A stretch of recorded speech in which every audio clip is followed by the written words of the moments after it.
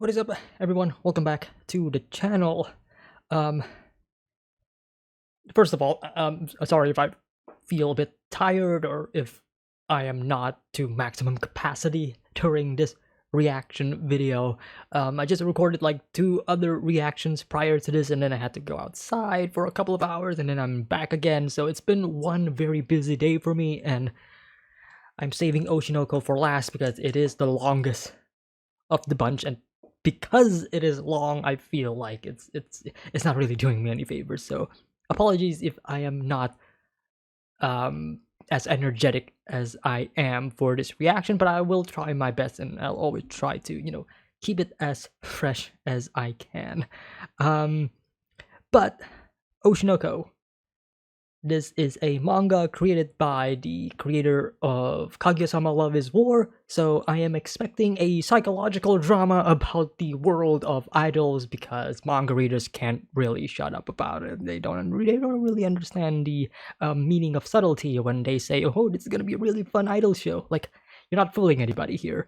Um, I do know about the premise of the show like long before the anime adaptation is already out, so if you guys are expecting a fully blind reaction to the first episode, then sorry, but this will probably not be a fully blind reaction. Like I said, I already know the premise of the show.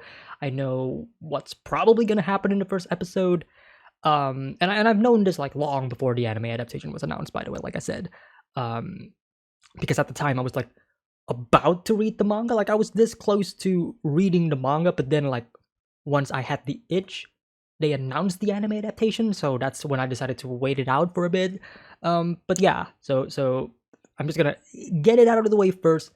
I do know what the show is about, at least for the first episode. At least I know it's going to be about an idol, and there's going to be her having children, and supposedly one of those children is a person who got reincarnated into that person, and that person was supposed to be like her doctor who's trying to give birth to her, and then he got murdered, and all that stuff. Like there's a lot of shenanigans going on in this first episode, so in that regard I do know about this first episode. So like once again, like if any of you guys are expecting a fully blind reaction to this first episode, then sorry, but that is not going to be the case. Um, Episodes 2 onwards, probably going to be blind, because as far as I'm concerned, the only thing that I do know about the show is the premise, and if this first episode is going to explore the entirety of that premise, which is the things that I do know, like I mentioned, then pretty sure moving forward after this first episode, I'm going to be as blind as you can be. So just keeping your expectations in check, right? What else do I know? I think that's pretty much it. So, and this is also, by the way, like one of the most highest rated show currently airing right now in this season. I know a lot of people are really hyping up about this show, especially after the first 1 hour and 20-minute episode aired. And look, I am not really somebody who would, I would usually judge something as fair as I can be, but when something is this popular, when something is this very highly rated by the community, and how a lot of them, manga readers and anime onlys alike who has seen the first episode are really clamoring for like, you gotta react to this, you gotta react to this. You are setting a really high bar and a really high expectation for me at least. Okay? So I'm coming in with really high expectations. I'm probably gonna be more critical than I am. I mean, I've seen like the first episodes of Hell's Paradise and Heavenly Delusion. Those are like the 2 shows that I just finished recording like a couple of hours ago. And those episodes, they have their fair shares of positives and criticisms alike, but ultimately I still enjoyed them both. I gave them a fair shot. I think Heavenly Delusion had a really solid first episode. Hell's Paradise, not so much, but still enough for for me to be interested in the world. And with this being once again an hour and 20 minutes, Jesus, I'm essentially watching a movie, so I am gonna be a bit more. I am gonna be a bit more critical. But again, like if I am being more critical and the episode blew my mind, then obviously I'm gonna praise it more. But if it falls short of my expectations, or at least the high expectations that a lot of people give it, then yeah, don't expect me to, to be fully positive about this. Or maybe I'm wrong. And this is what I'm hoping for. I'm hoping that this first episode will blow me away due to how reactive the community of, of the anime world, to say the least, concerning about this first episode, right? So I am expecting something truly great. And it being an hour and 20 minutes, I am really curious to see how they're going to pace this episode out, because having an hour and 20 minutes, essentially, like a movie, right? But it's not like there hasn't been any shows that are an hour and 20 minutes. I mean, lately there's a lot of shows, not just in anime, but mostly in like live action, for example, that, you know, they've started to explore more hourly long episodes, right? Hour long television specials, hour and 10 minutes, hour and 20 minutes, even 2 hours. In fact, like you've seen that a lot more recently, right? And I feel like those episodes have like, they're able to find a balance in keeping the episodic, I would say, um, see, this is because I'm getting tired, and I'm starting to not really focus much. Pacing, right? The episodic pacing of a show, while also having a self-contained episodic, so not episodic, but a self-contained pacing of a movie, or an hour and 20 minutes, a 90-minute long feature, right? So that's gonna be something that I will be looking at the most, because from my history of watching anime movies, like actual movies, this is still technically speaking an episode, although they did kind of show this in theaters, so technically it is kind of a movie as well. But throughout my history of watching anime tie-in movies, they haven't really been the best in terms of pacing. That's always been my major issue. So I'll try my best. I'll give this show, the episode, the benefit of the doubt. Once again, like a lot of hype going into this, a lot of high expectations, and I am eager, and I am hoping that the episode blew me away. With that being said, if you are new, full reactions are in the description below.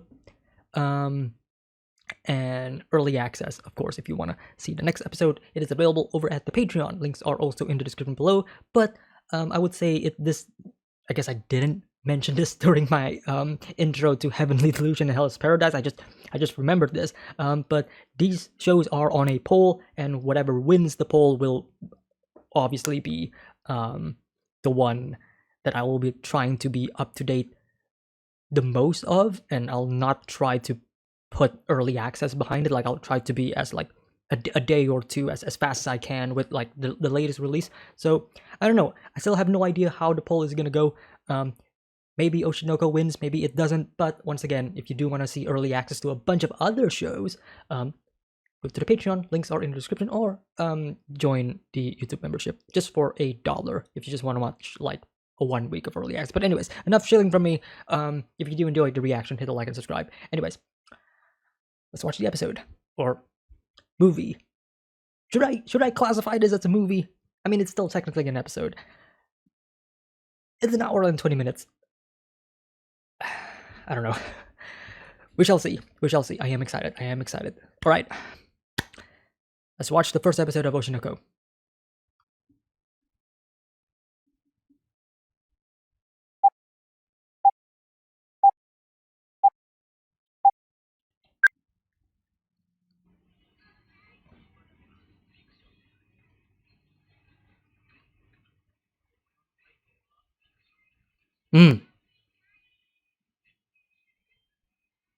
Exaggerate. Yep. Of course. That's the idol business, that's for sure.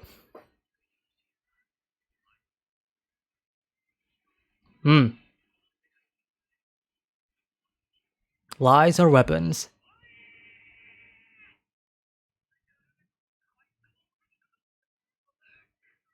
I'm sure you will.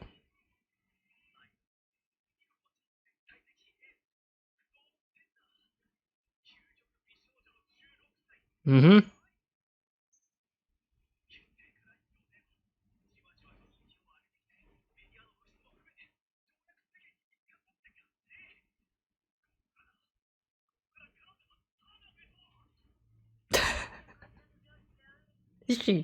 He's in a patient's room.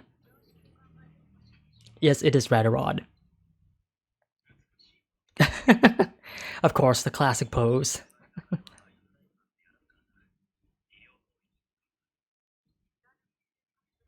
This far out, huh? The perfect place to...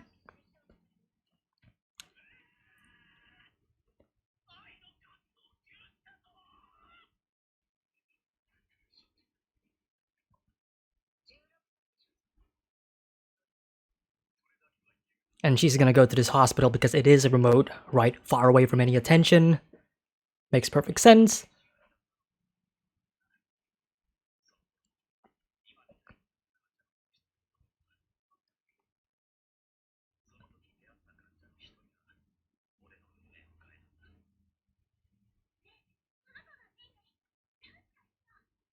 Hmm.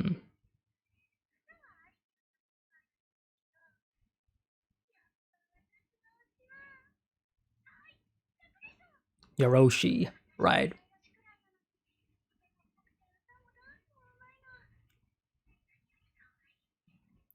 Right, right. The persona that she has, but definitely not what she truly is.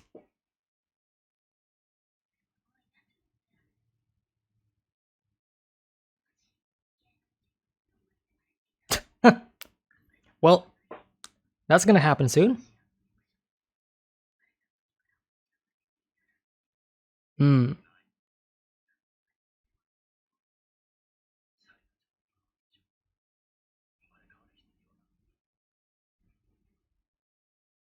I do know that there are two childs that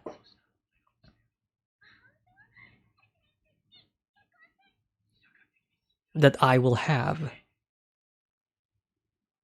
So I do wonder.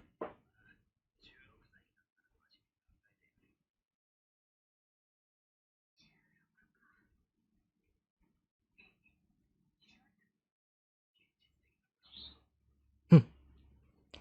Yeah, very optimistic. And yeah.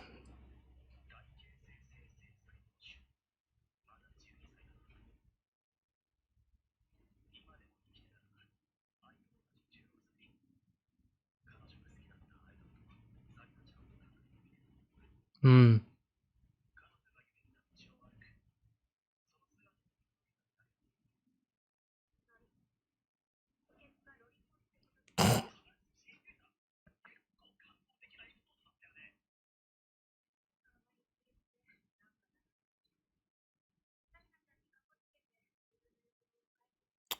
Huh.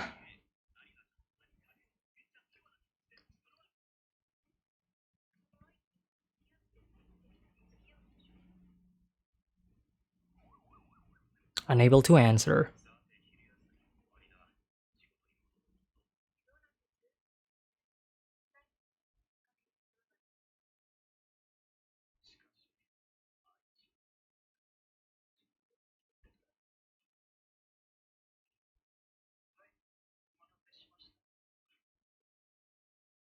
Oh, and there she is.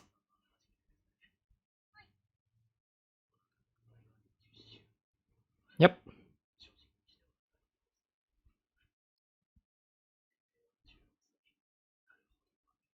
Does she not? Does he not recognize her? No. Uh, Manager, perhaps?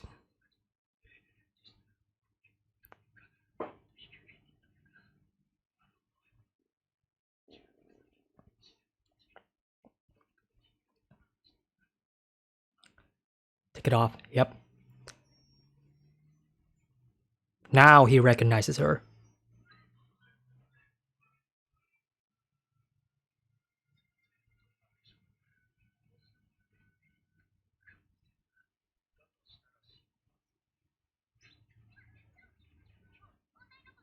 Hmm. More lies. I see. Yeah, he needs to gather his composure after this. Yep. Yep, that's her.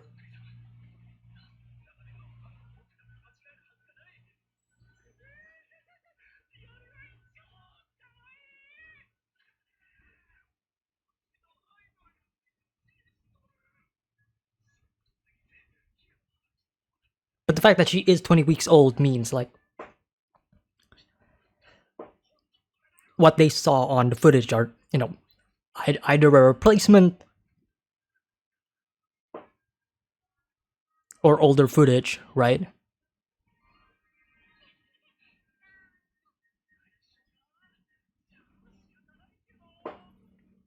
More lies, I see. 16 years of age. Twins, yep.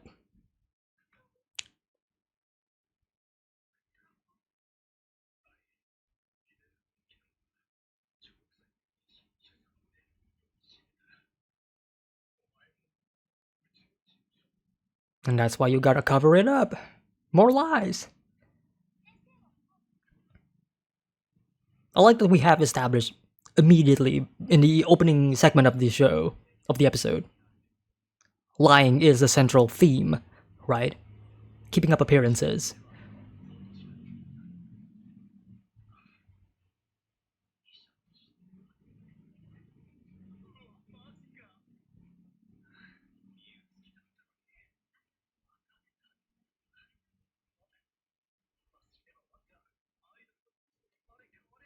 Yep, they're really hammering down that reincarnation idea, right? I mean, I know it's gonna happen, but still, though,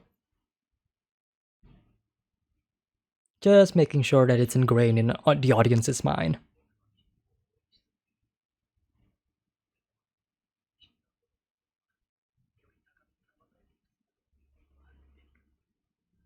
Hmm. Interesting that he has her as a background.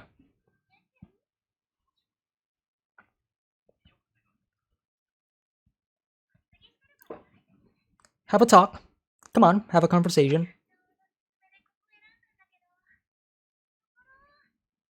The president's recommendation, of course, right? Far away, remote. I do love her eyes, though. It stands out a lot.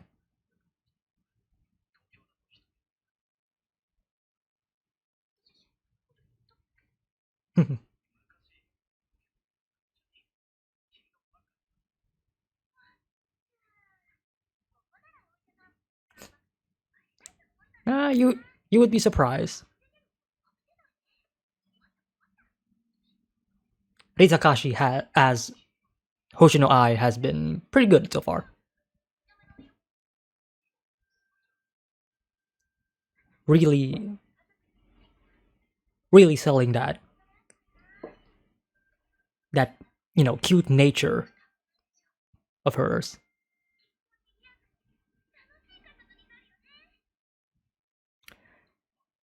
Longing for a family, huh?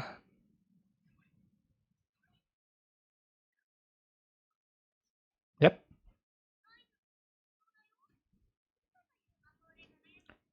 Uh huh.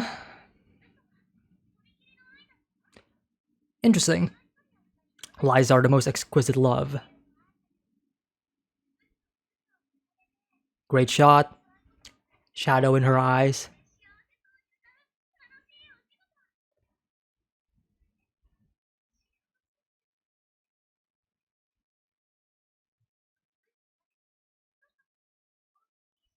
Mm hmm.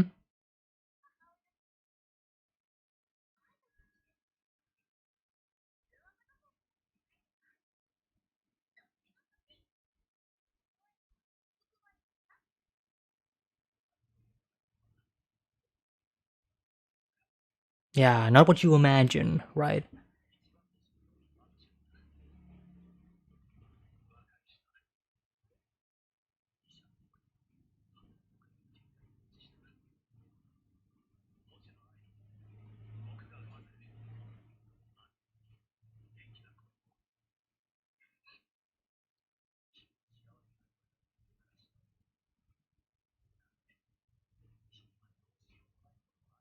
Hmm.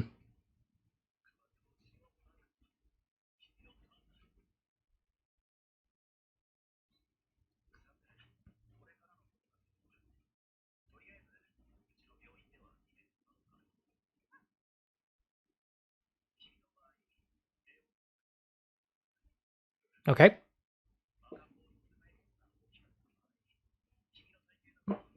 Yep. Fair enough.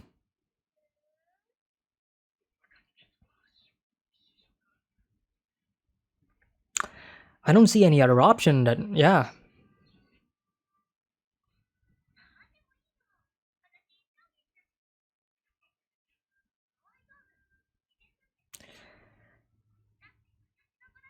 Can you? I mean, it's not like I mean, I am kind of doubting it, right? But still, it's probably because of the age and the fact that she is carrying twins.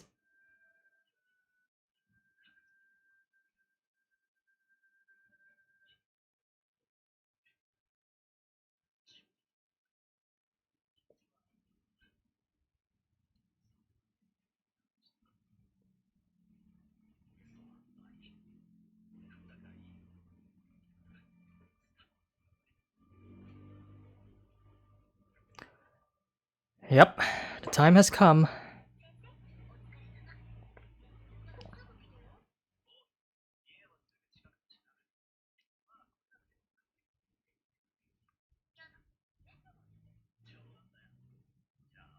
I mean, we know he's not gonna. With the way the lighting and everything, yeah. Very ominous, very dark.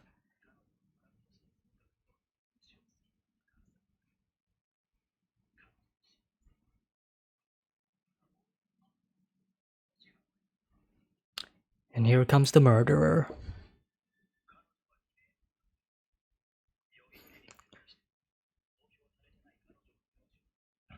Can't tell who that is though. Love the dodge angles. The ominous feeling, once again, right? The unsettling nature to it. Love the lighting as well.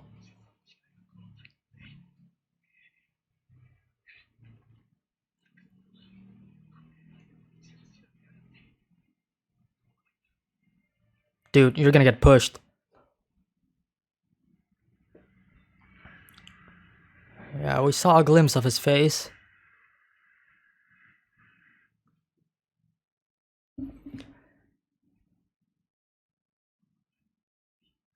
Is he gonna wake up immediately? No, not yet.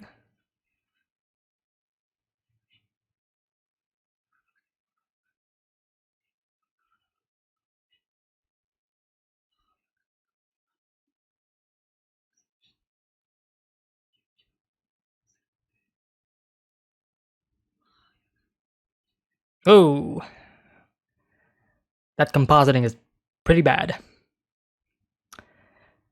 Rest in peace, Doctor.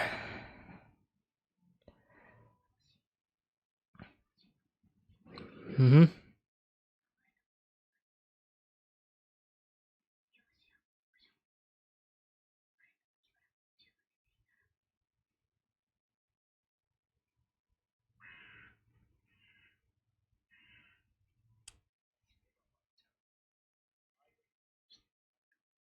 The murderer coming back?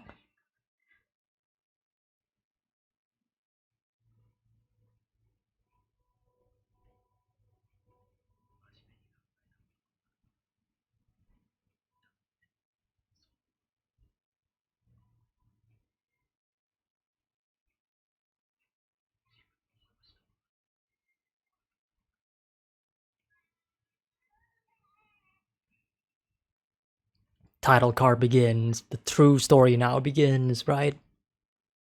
Alright. Time skip? Perhaps?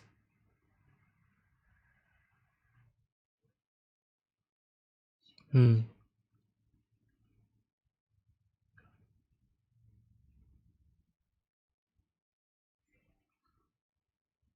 Ooh. Half of his eye, though. I guess the other eye would be the sister? Aquamarine.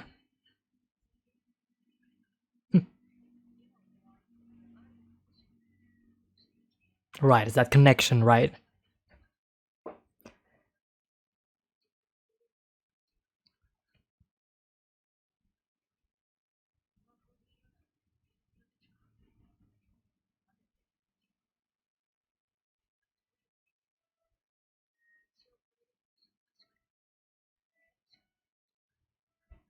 Right.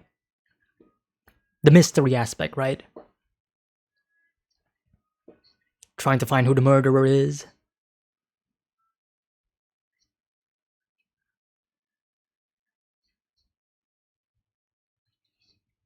Hmm.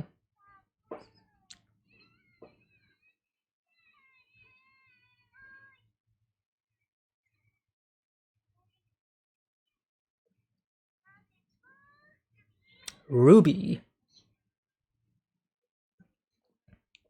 Ruby and Aquamarine.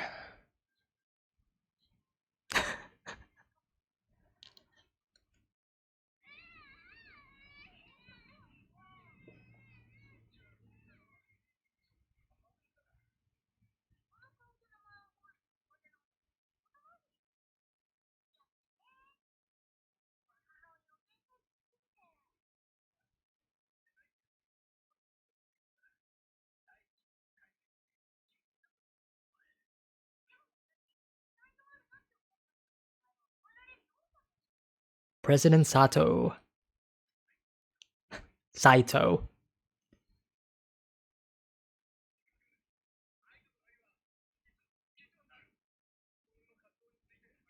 Right, this should be interesting. Trying to balance this double life that she has. Hmm. Miyako.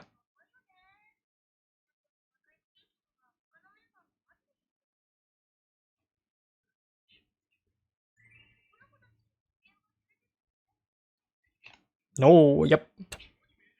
That's a big no-no.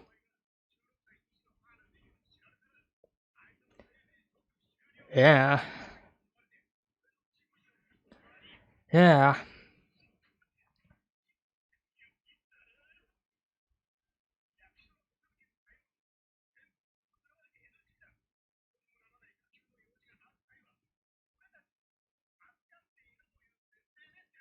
Hmm.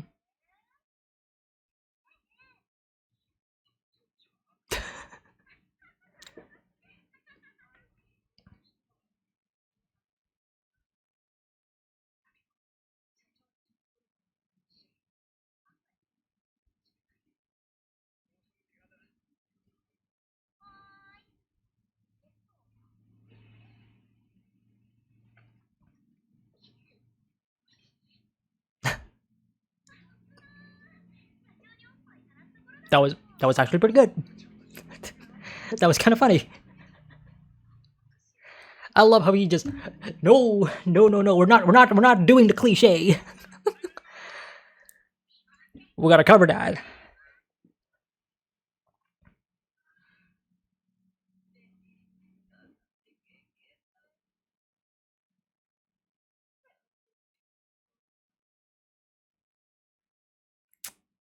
No, you're not supposed to fall asleep. You need to look at the babies. Well, I mean, to be fair, one of the babies are, one of the babies have like a really high IQ at this point, so.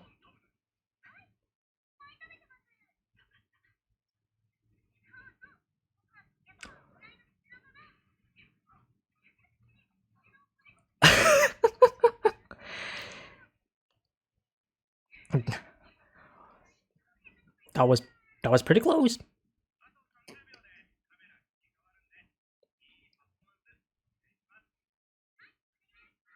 But again, it's like no one would suspect her to have one, right?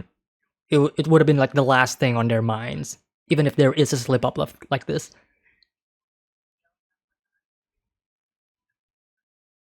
Hmm.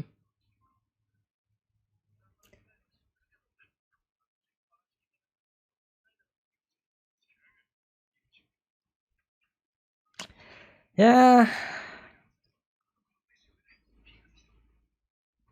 The reality of the industry.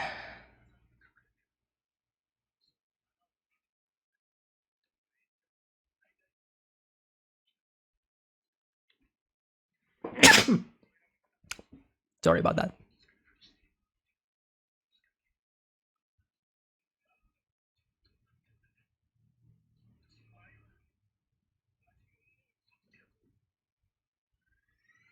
Whoa, that looks pretty good.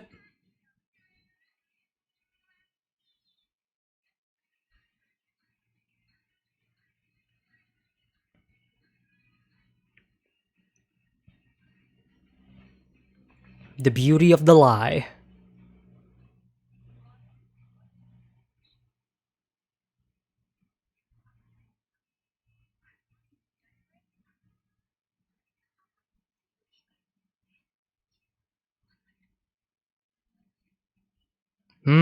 Great analogy.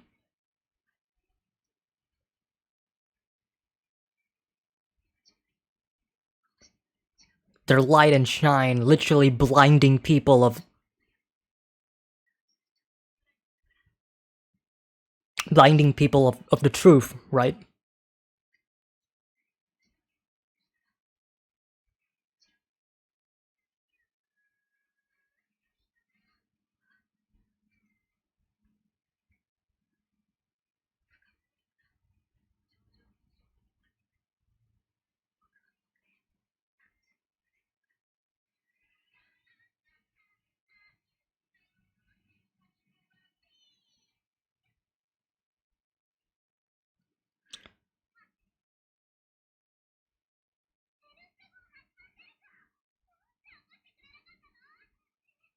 She is pretty fluent for a baby.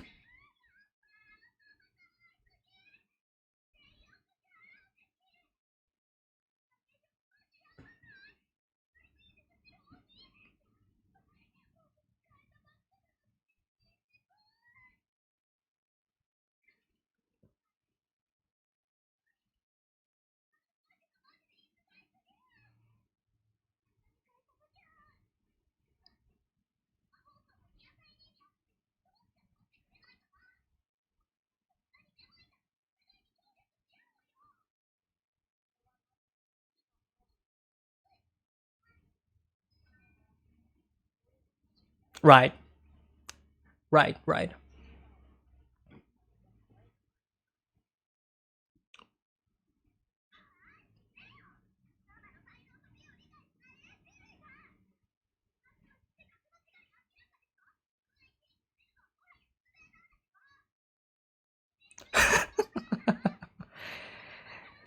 Tweeting already.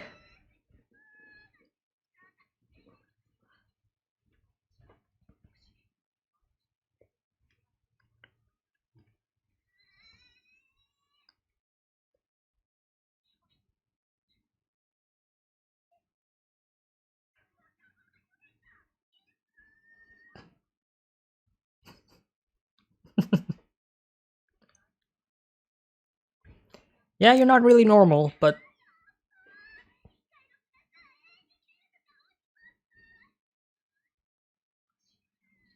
it's definitely a fun dynamic, to say the least.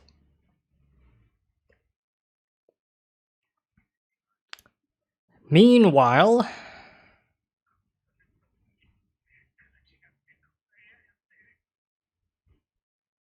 oh, buddy.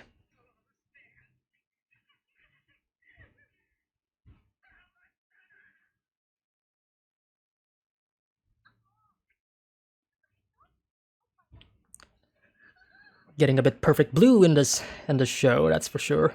Well, maybe not to that psychological degree, but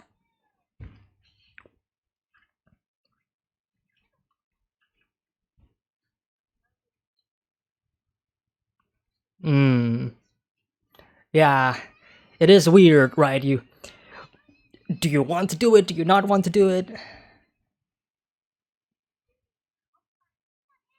Ruby doesn't mind the way she's looking at him.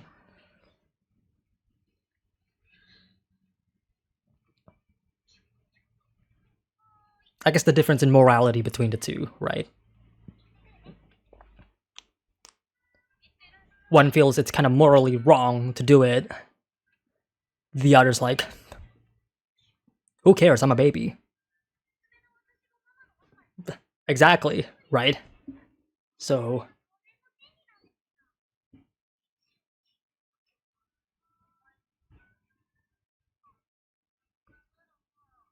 I mean, the obvious candidate for her is obviously, you know, the young girl who died like a long time ago, right?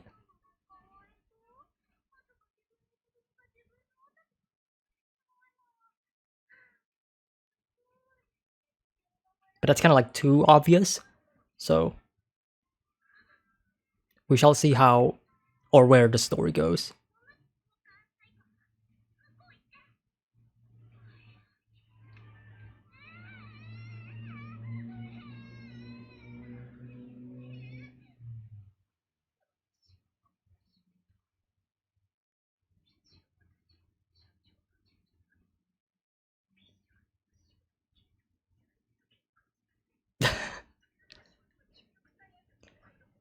Girl, you are in the wrong business.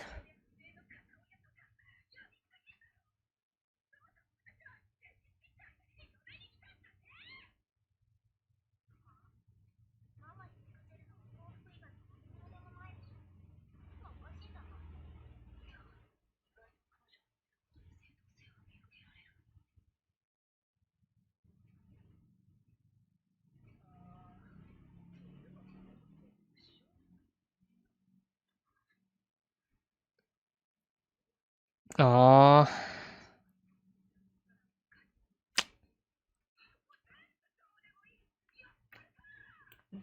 She has had enough. No, don't kill her. Nah.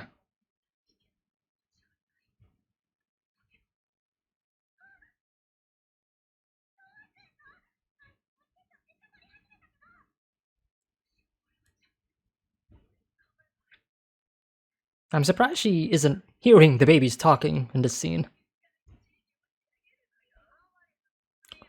There it is. Yeah, scared the shit out of her. Perfect, perfect.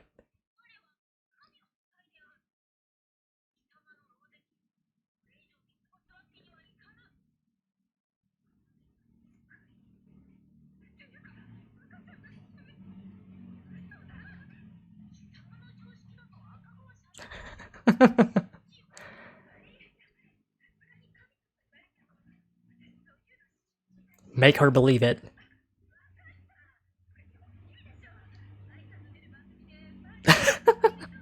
No.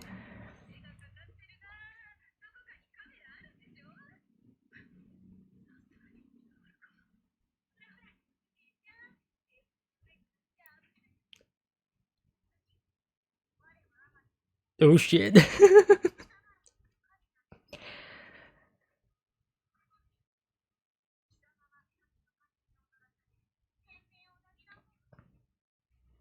I love how they have a red light in the back. Just to, you know, just to make it more intimidating, right?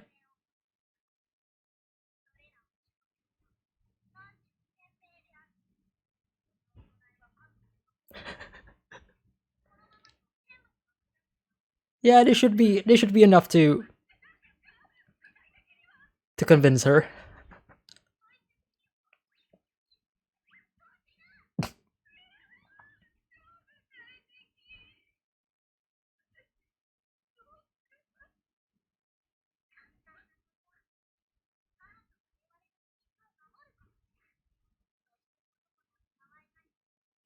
Do everything they ask of thee. Yeah.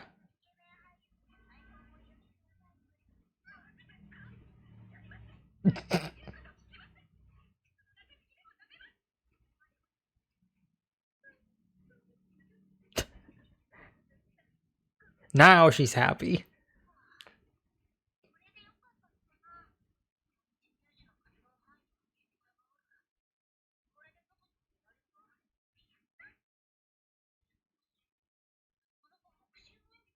Yeah.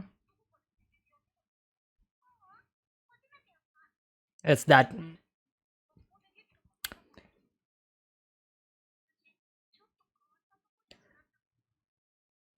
I mean, obviously you have Hoshino's blood, right?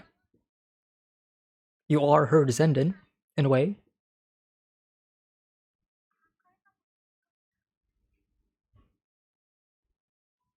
But the theme of lies and concealing them does extend to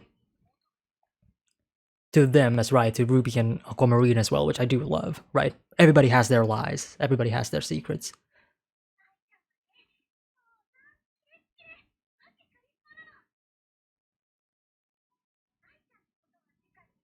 A sign poster right there.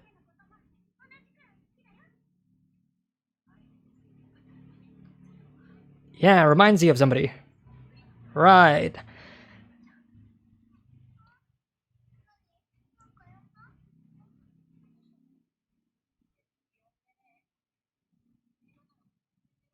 Is she actually Sarina? Again, it does feel like it is very obviously so.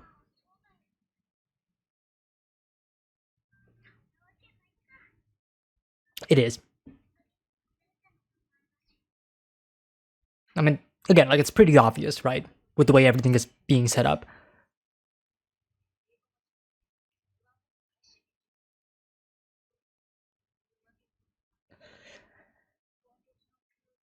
Hmm.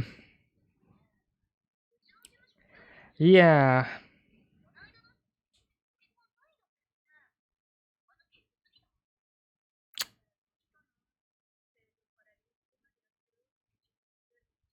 A puny talent agency. Hmm. Yes, it does. But,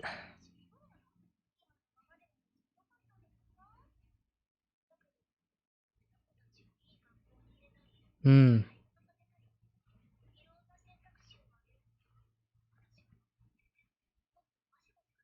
I'm still waiting for whatever, whatever reveal behind the mask.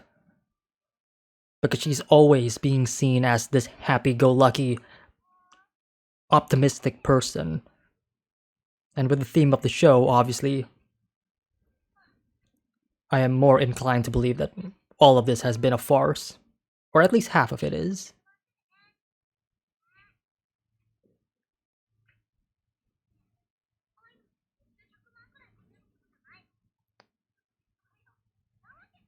No. Yeah, you don't really want to work in Japan considering the rate of pay there. But it's the love and dedication that needs to be commended, right? Despite it all.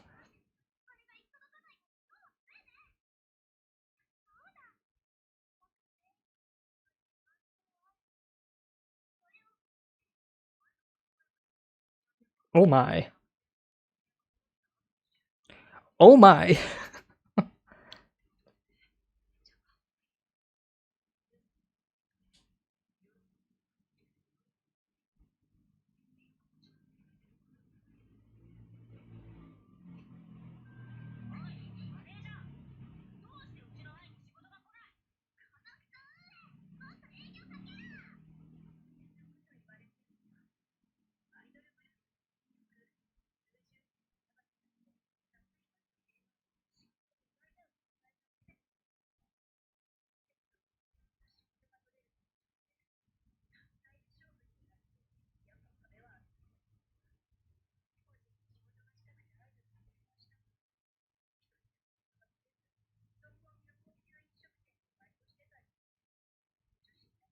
Yeah. Yeah. A lot of it happens. Kind of ironic that the show starts with, a disclaimer saying that this is a work of fiction, even though clearly a lot can be attributed to like real life events, right?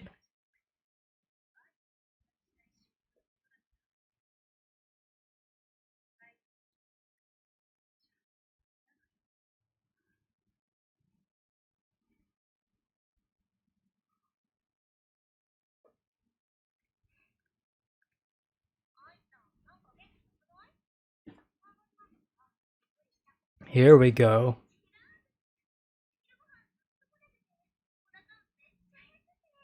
Immediately switches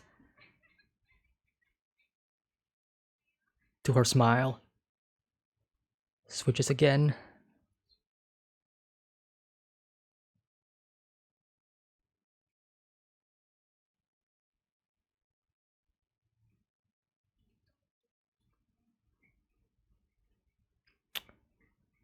We're slowly getting that. We're slowly revealing the mask behind the lie.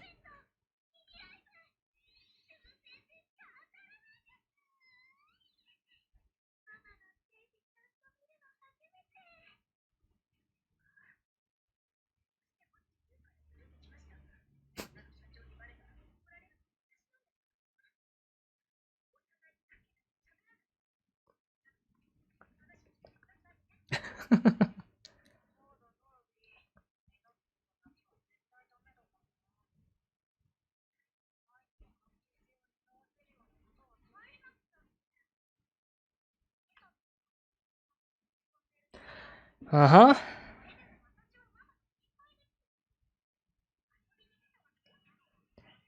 And these two are probably the only ones who can see behind the smile, right? Because of their connection, right?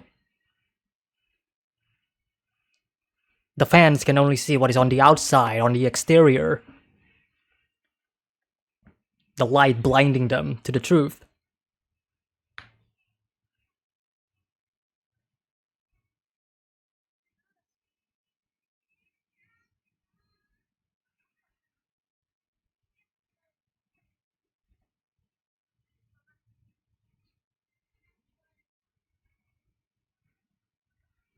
Right. Right.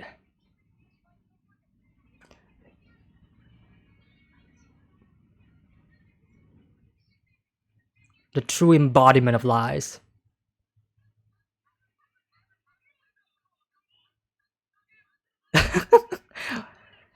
Oh god. Oh god.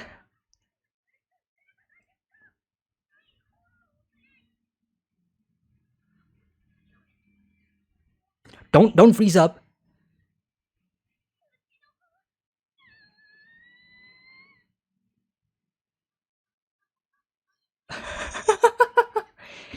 A viral hit, huh?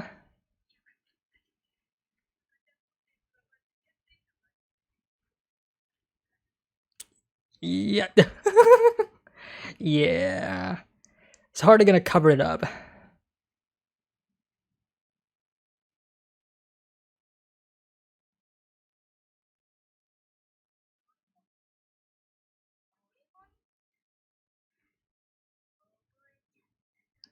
Hmm. A year, huh?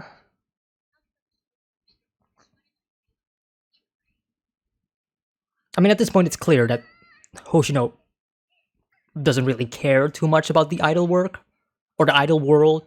Well, not the idol world, but more like the fans, right? Like she says, it's all a show.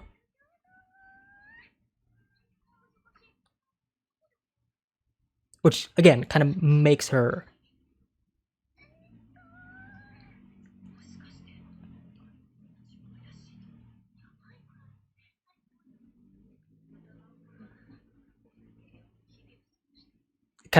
cheerful exterior far more unsettling.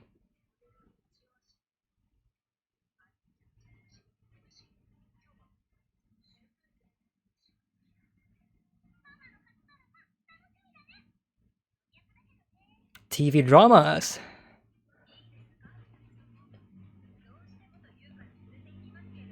Of course, that's like the next step, right? In showbiz.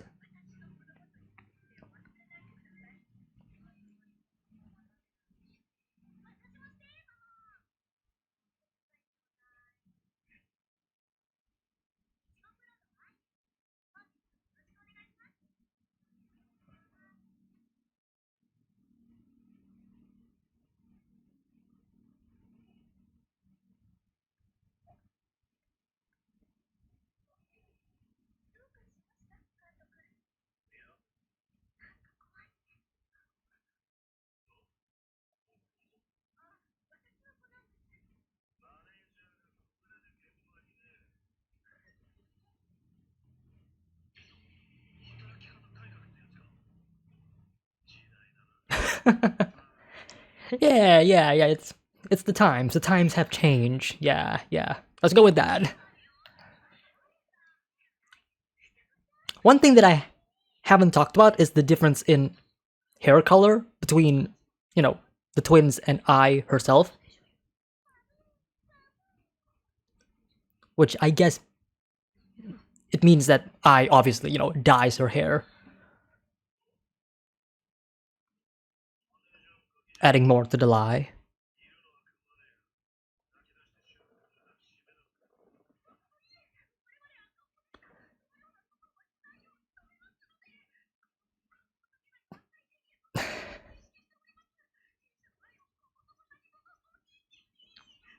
Yeah.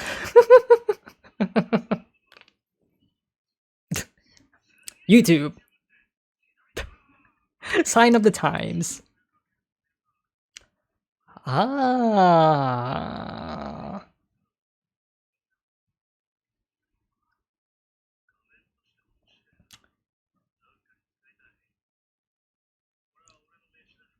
It would actually make a lot of sense if the kids work in showbiz as well. Kind of like a good balance between their mother and their lives, living lies.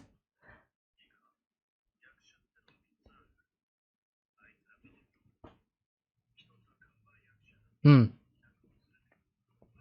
Yep. Right? The top billing actors, right?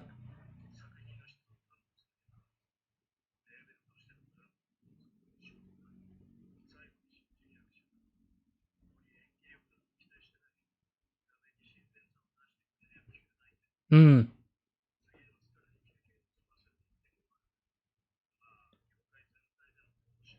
His hitting the nail really, he's not wrong.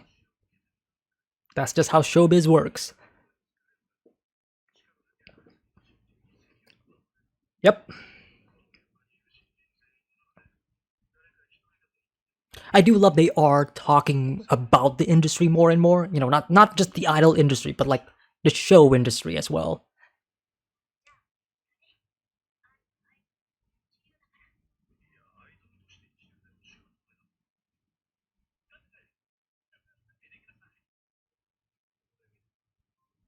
But of course, acting requires the ability to lie.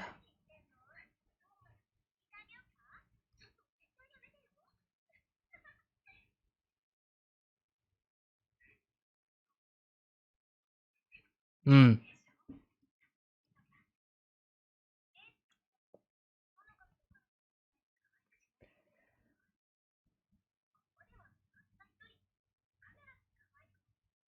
Yep.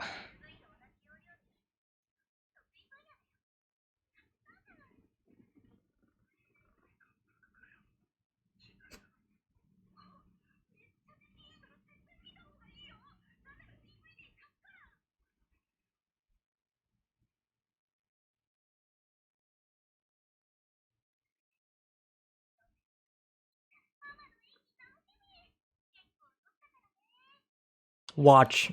They're gonna cut it. Hopefully not, though.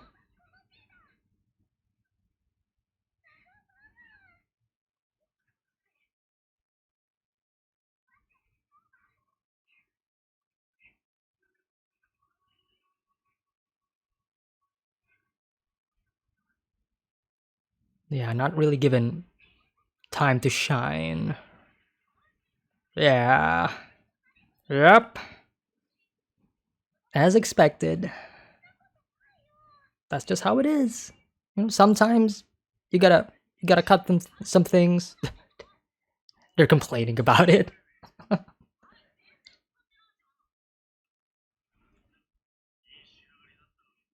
Yeah, you gotta make sacrifices.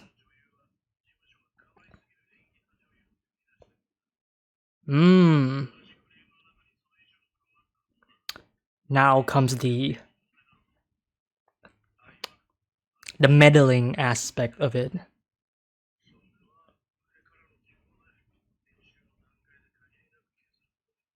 Right. Right. It's all about money and trying to balance everything out. It is what it is.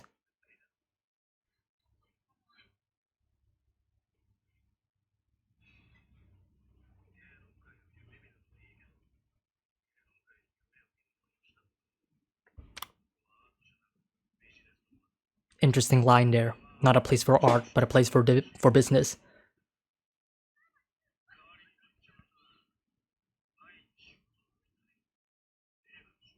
A film. You, yep. He sees the potential.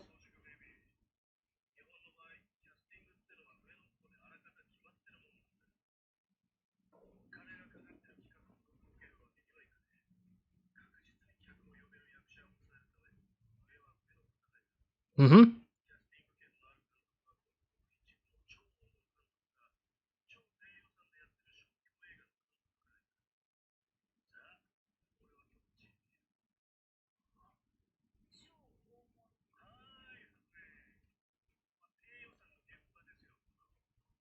Naturally.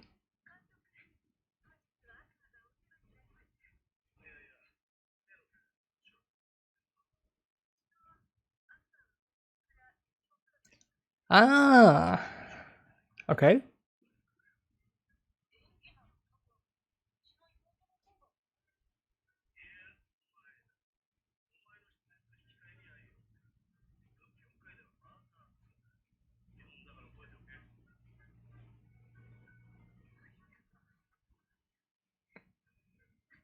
I wonder how Hoshino Ai is going to feel about this, knowing that she is going to be in this film not because of her acting, not because of her, but because of her son.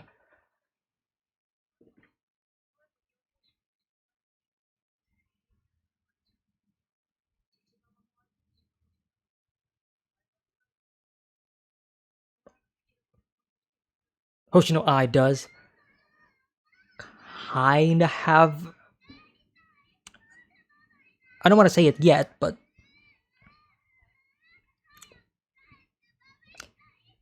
ego and pride, right? Like her flaw.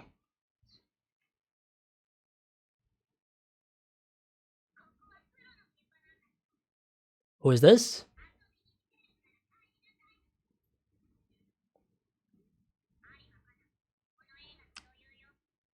Ari Makana.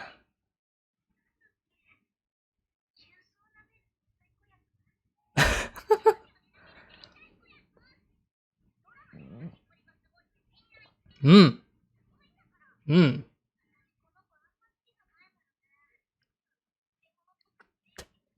Fake lies again.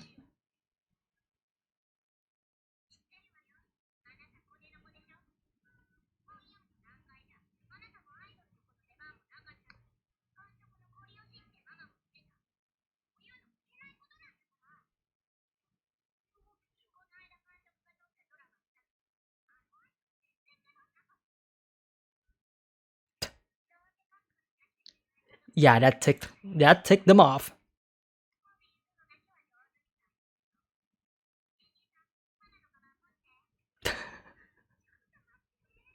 The way she's bossing it, or yeah, probably more mature than you guys,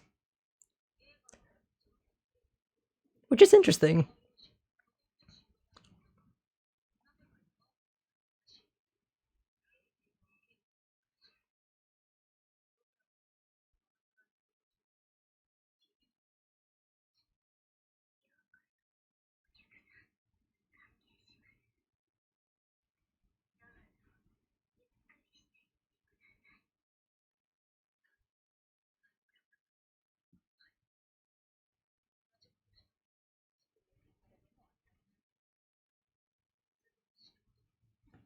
You need to have confidence, my dude.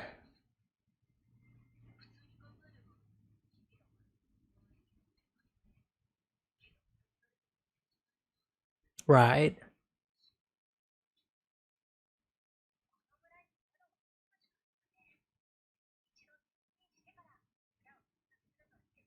Going off script. or the way he's acting is going off the script.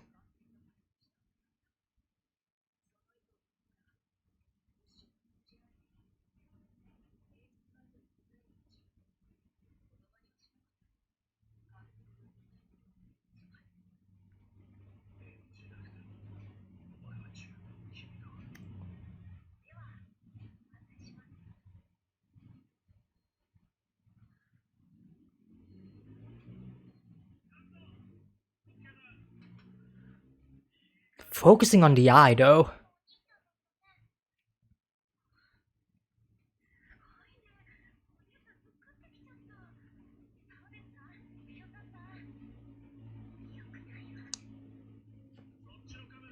Of course.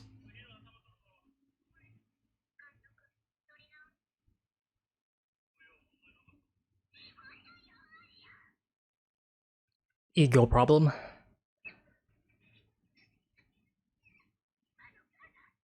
Broke her pride. Yeah.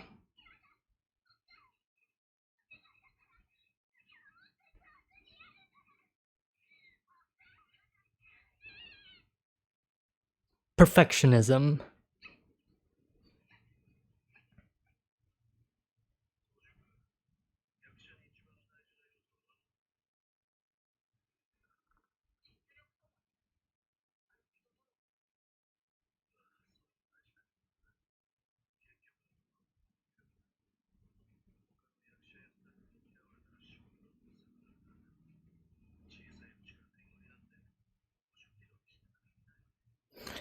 Yep.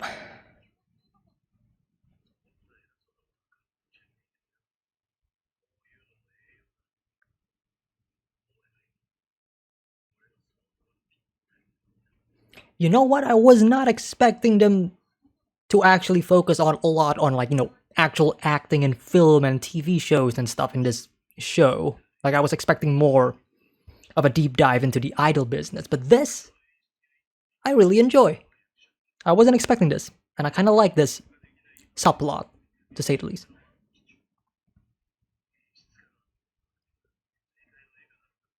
I mean, you guys know me. Like, I love films and and all this stuff.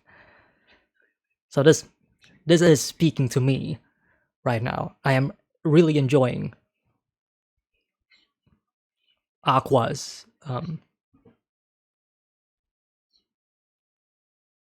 role in the story. At least his.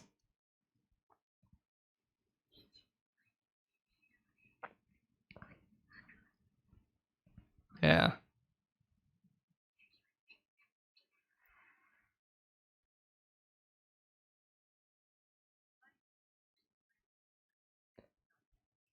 Okay.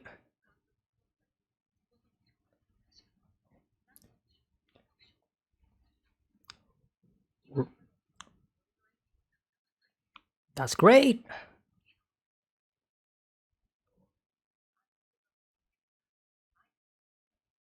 Great shot.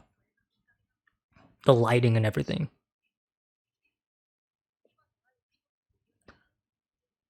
So she is 19 years old at this point, right? 4 years later. Yep, 19 turning 20.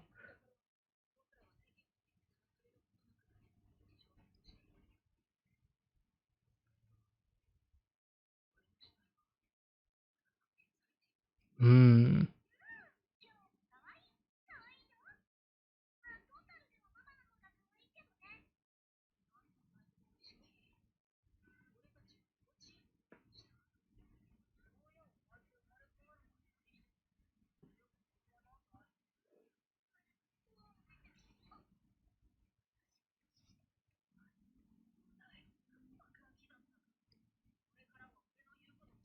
Yeah, you don't really want that, do you?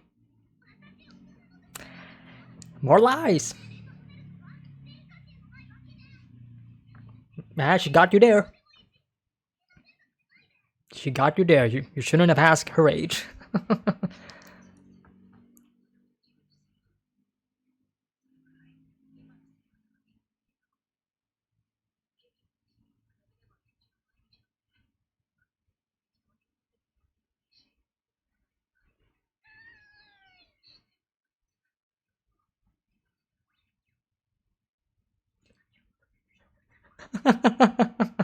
Yeah, what a sight to see, right?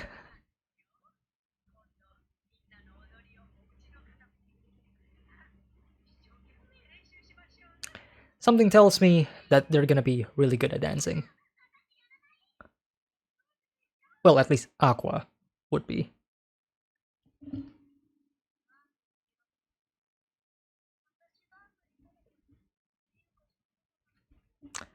You've never done it? Yeah.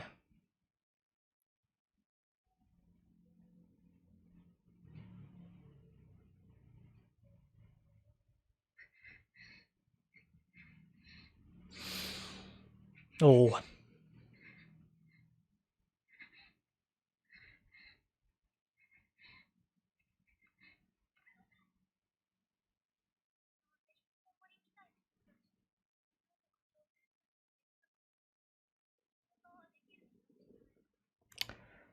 but you have been given a second chance, though. Yeah, yeah. You better take it. Live life to the fullest.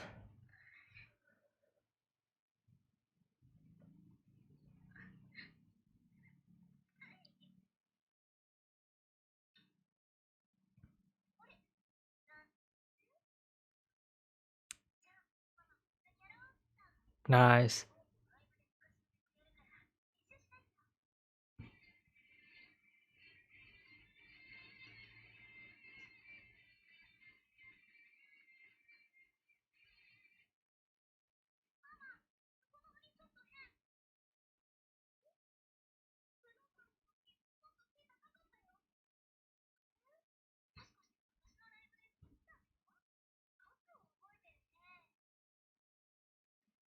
Yeah.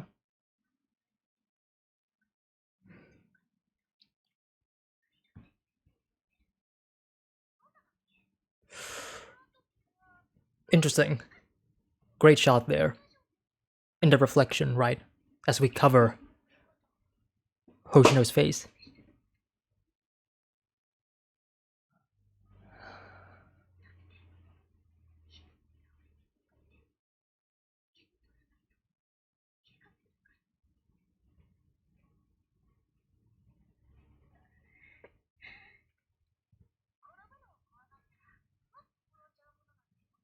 Yeah.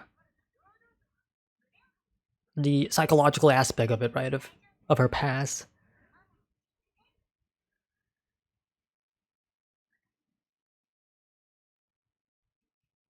Great shot. The three lights.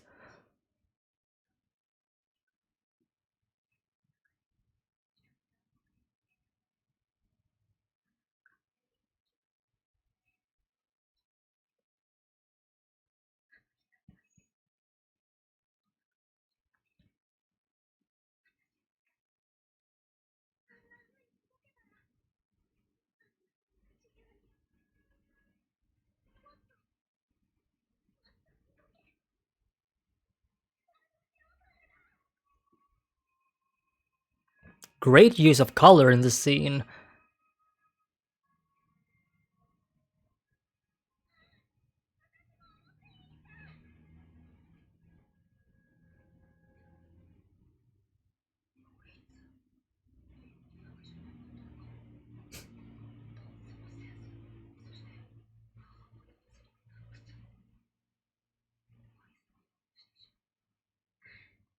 He's thinking about it.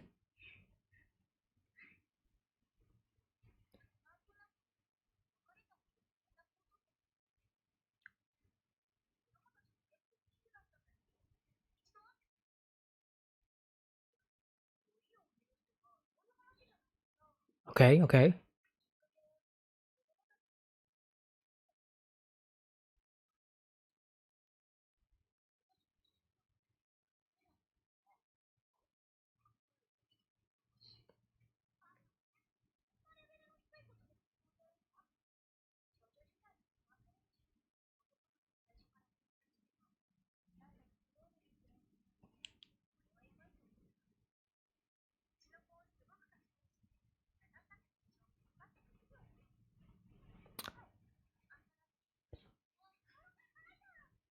You should not.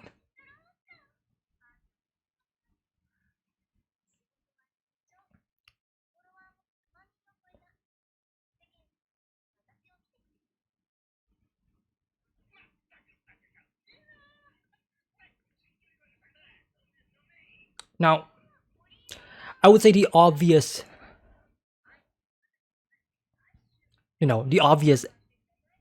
candidate for who the father is the murderer, right?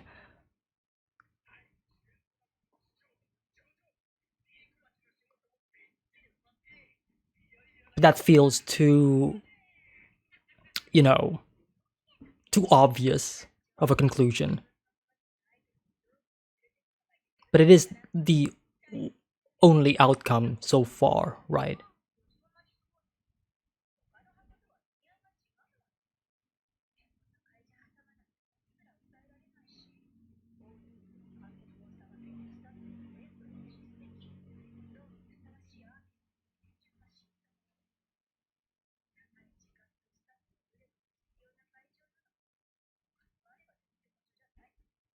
Hmm.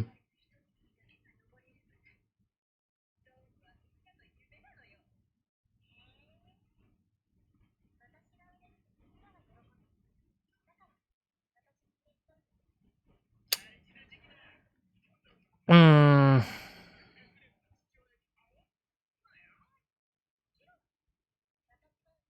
Not showing her eyes.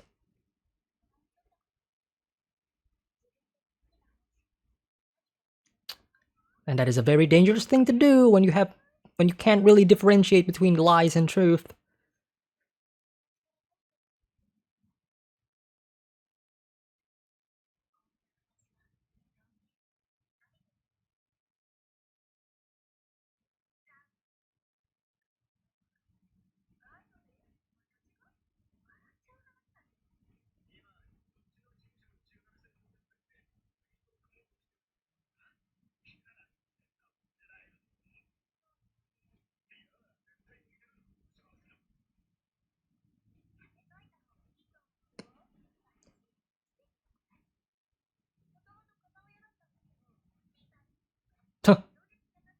Well, quite an upbringing. The star in her eyes, dark. Interesting that she already has the purple hair.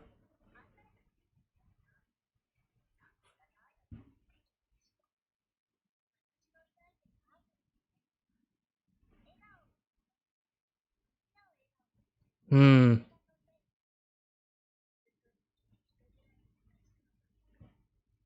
Yep.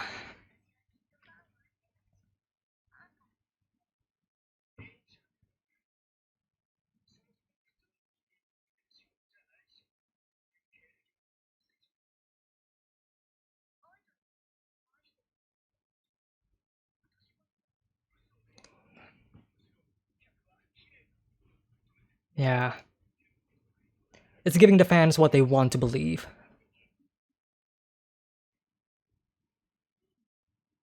And now her eyes shine.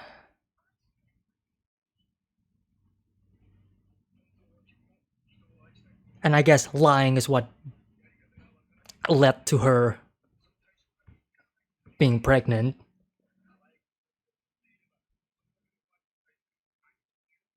Right.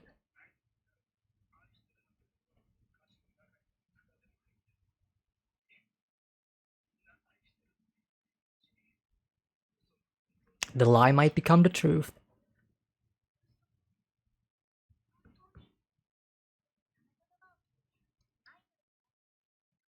Again,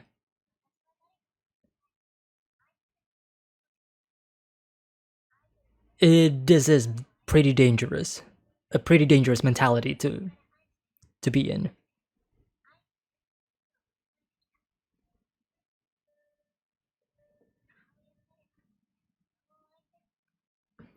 But do you? Exactly. Do you actually love them?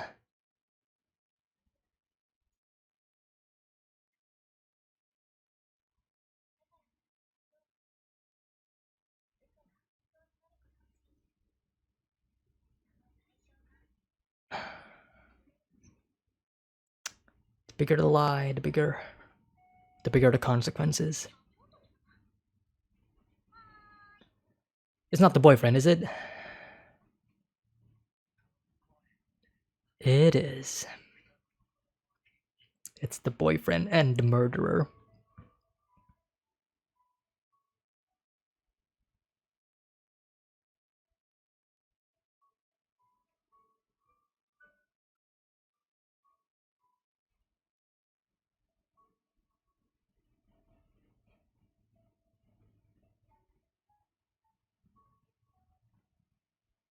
Yeah, they're...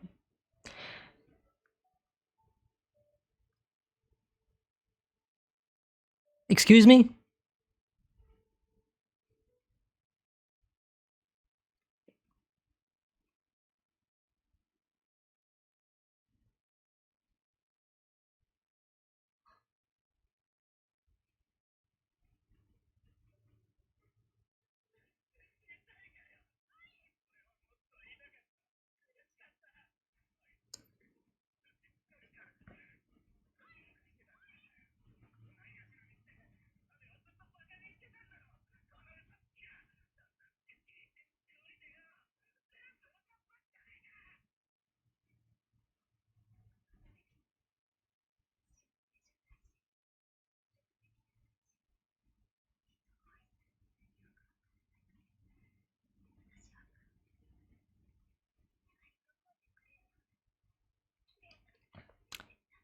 And now your consequences have come to you.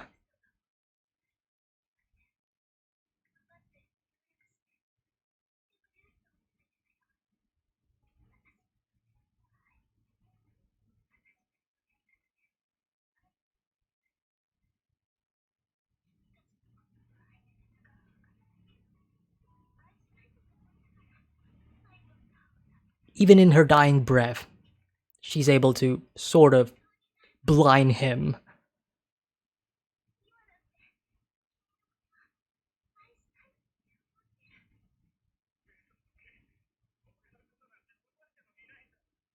Right. Ryosuke. The psychological attack, man.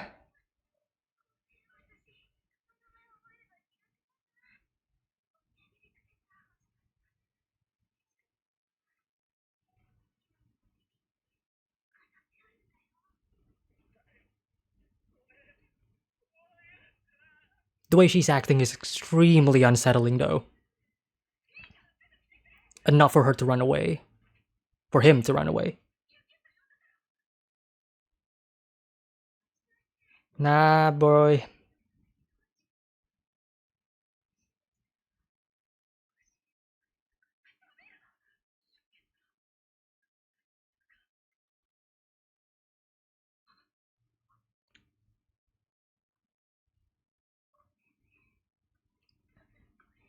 The idea of him being able to save her but unable to do so.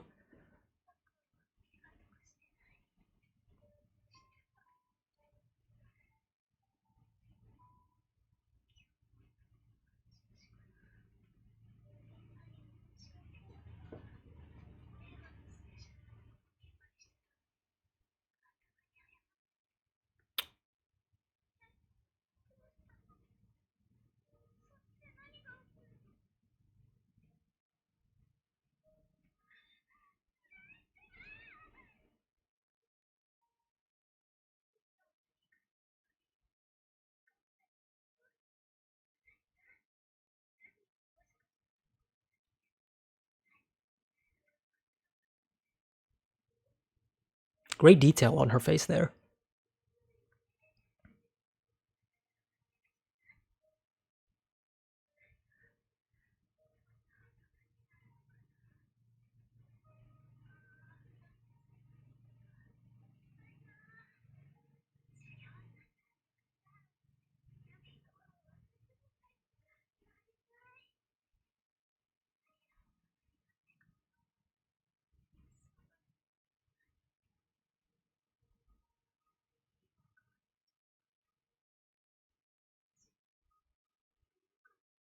Now she's saying it.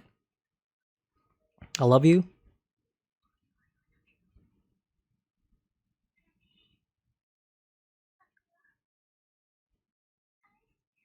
And there it is.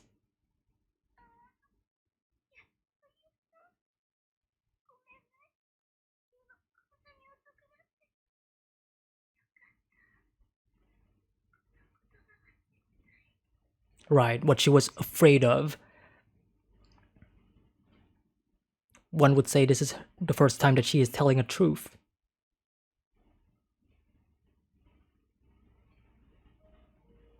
And the light in her eyes are gone.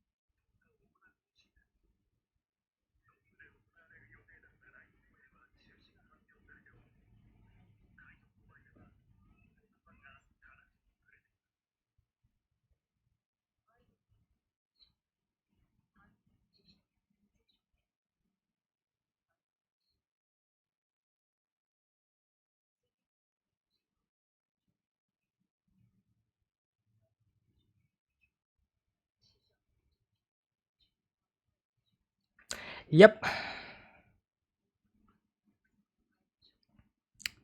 It is how it is how it is. Human nature at its finest.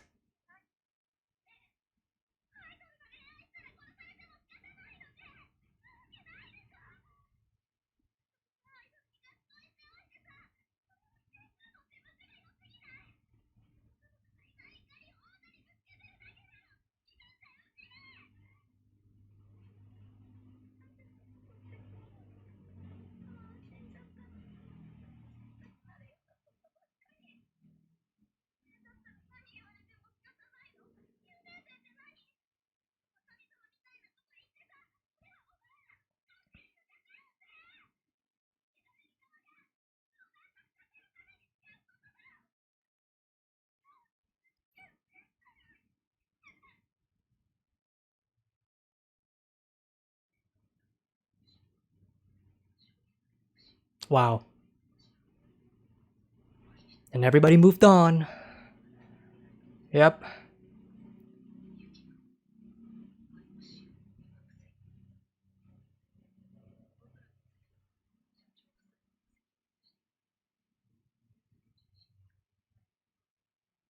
Hmm.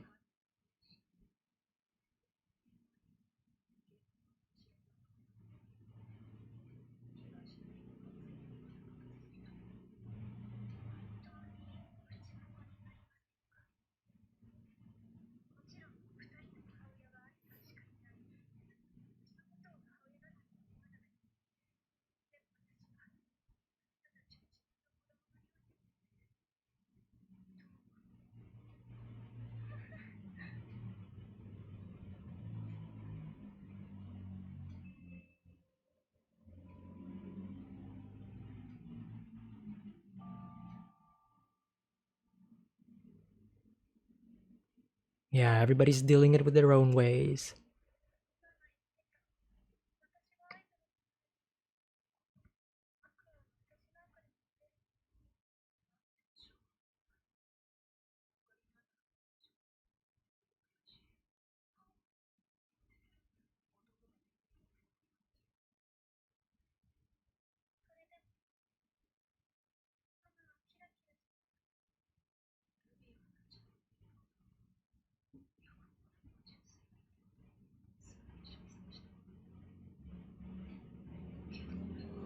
Yeah, but what about you?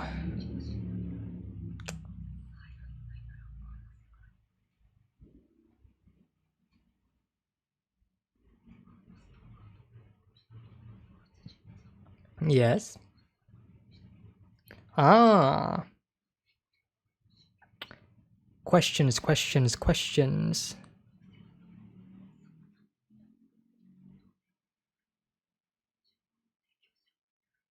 Hmm.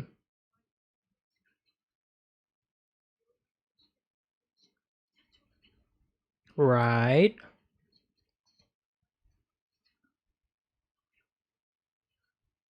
And here comes the mystery of it all.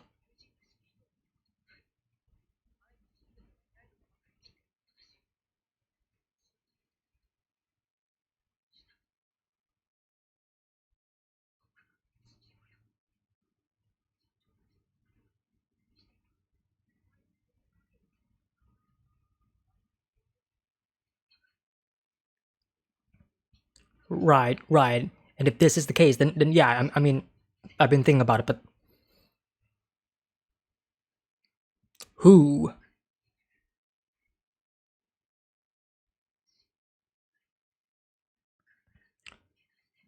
Great animation there.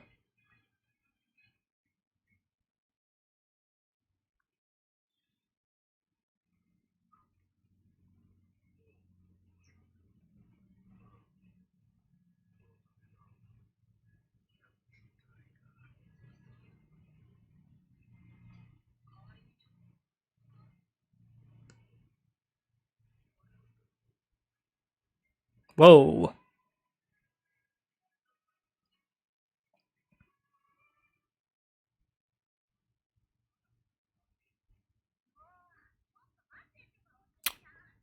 His voice. Oh yeah. They've grown all right.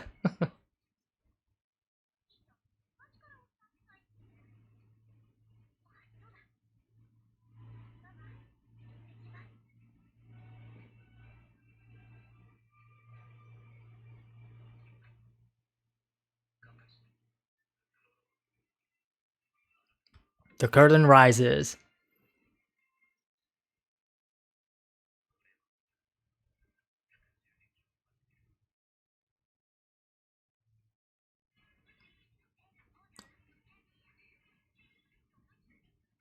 All right.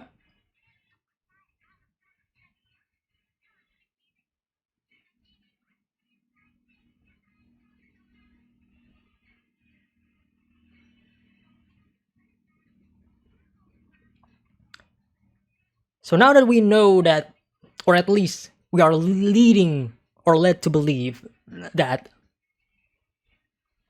the murderer is not the father, right? As I've said before, right, during the reaction, like that's like the obvious, um, conclusive idea. But since now the show is telling the audience that he's probably not the one, it does present this wild goose chase of like trying to find who their father truly is.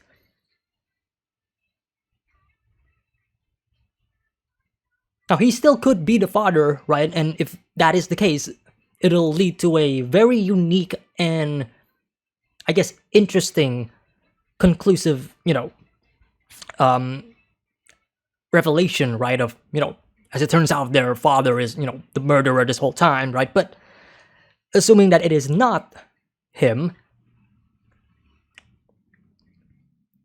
it should be interesting to see where.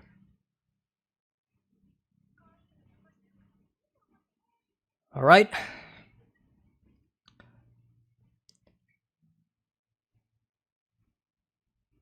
One final message from I.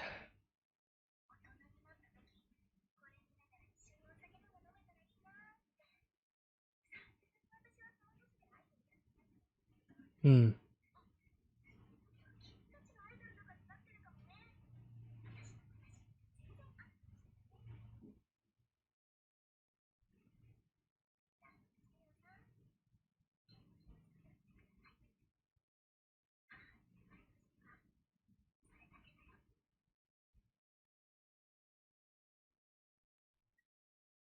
All right. I guess that's it. All right. Oshinoko, Season 1, Episode 1. Yeah, I am kind of tired. I should not have recorded this, if I'm being completely honest, but I'll try my best to discuss the episode as much as I can. It is a pretty solid episode, to say the least. Wouldn't necessarily say it blew my mind or anything, but it's definitely, it definitely brings a lot of questions to the table, a lot of themes and a lot of ideas that the story is presenting itself has definitely piqued my interest, right? It's like I've said, right? It's the psychological aspect of it all. It may not necessarily be, truly dark psychological thriller or whatever, but it is there. It still has that comedic levity or that heartwarming moments as well, because you kind of need it, at least in this type of show, right? With the tone that they are going for, right? It fits well with the theme of the show, right? It's about lies and deceptions, right? The fake exterior that kind of gives you the shining light of like the haha happy face smiles and all, and then deep down, something's amiss, right? The darker true self that is being contained, right? So in a way, the tone of the show, right, kind of fits really, really well with the theme of the show about lies, deception, and what is the truth and what is, real, right? A great balance, I would say. And speaking of the theme of the show, right, lies. I do love that. I do love that we are focusing a lot on lies, maybe a bit too much. I feel like I already got the idea that we are I get the idea that we are going to be exploring that idea when they first mention it, but they keep mentioning it again and again and again, like, oh yeah, it's about the lies, it's about the exterior, it's about, and it does, at a point, does get to me a bit, as in, okay, show, I get it, but, nothing to, detract points to it. I feel like it is, once again, like, I do feel like it is trying to hammer in that theme way too much, but I feel like most of us, I would say all of us who has watched this first episode pretty much got the memo, right? And all of this is to build up that one specific scene, right? Of I getting murdered and her, I guess, final words of like telling the truth, right? Which is something that she is afraid of, because of the fact that she has been living a life full of lies this entire time, that she ends up being afraid that the one thing that she wants to be true ends up being false as well. Thematically speaking, I love that scene a lot, especially, again, like with how it is handled, the way Ai Hoshino's character finally reveals that she does love her children, and as it turns out, yes, that is not a lie, that is actually the truth. She can feel it, right? But I will also say, and I feel like a lot of you have been kind of expecting this from me, right? Being the cry guy and all, with how I, if you've been watching my videos and you've been watching my reactions, you know how much I am a softie in a way, right? You know how much I can break down and cry, at a lot of really emotional moments. But I didn't. And that kind of surprised me in a way. Like, even during watching the scene, like, it is a very emotional scene. I feel like I should be crying, but I didn't. I felt the shock, obviously, right? The shock of I being stabbed, and the immediate idea of, oh shit, Ai Hoshino is going to die in the first episode, and the rest of the show is not going to be revolving around her anymore. No, it's going to be revolving around her children, the future generation, right? The ones that are passing, the ones that are carrying the past torch. But I didn't feel that emotional weight. And I am almost bewildered about that. Like, I really am. It's, again, like, the scene is shocking, but I didn't feel that emotion. I felt more bewilderment and bafflement, I would say, right, about the idea of where the show is gonna go. And again, I love the theme of that specific scene, right? Let me see if I can find it. Here we go. Right? It is a very, very emotional scene, a very emotional moment, and a very, I would say, climactic moment for Ai Hoshino's character, right? It is the end of her development throughout, this hour-long journey that we have, which I will talk about the hour-long nature of this episode, but again, like, thematically speaking, it is beautiful, right? Like I said, the idea of her living a life full of lies this entire time, and then having this thought of the one thing that she wants to be real, the one thing that she wants to be true, could be a lie because of everything that she has done is a lie, right? She doesn't want that, right? The fact that she feels afraid that telling her children that, that she loves them and it turns out to be a lie, already goes to show that she cares for her children. The fact that she is afraid is already an indication that she does truly love her, and I think that is beautiful, right? In her dying moments, in her dying wish, she is able to do the one thing that she has not done throughout most of her entire life, and that is to tell the truth, right? And it is a very, I would say, very intimate idea of having the world see not who you are, right? The world does not know who Ai Hoshino truly is, and the only ones who do are her children, right? The ones that she truly loves. Because the world, her fans, all of that stuff, debatable, right? Debatable. It's all an act. It's all an act. She doesn't really love them. It's all business. It's all showbiz and all, right? And even during her dying breath, her dying moments, she still puts up that really,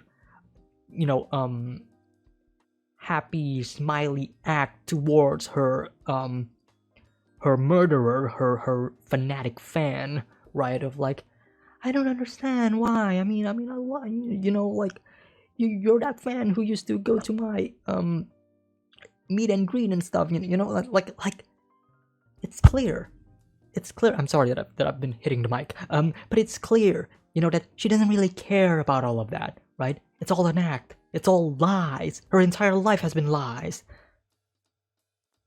But the one time that she can show her true self, the one time that she can actually tell the truth, the one time that she cannot lie, is towards the people that she truly loves, and that is her children.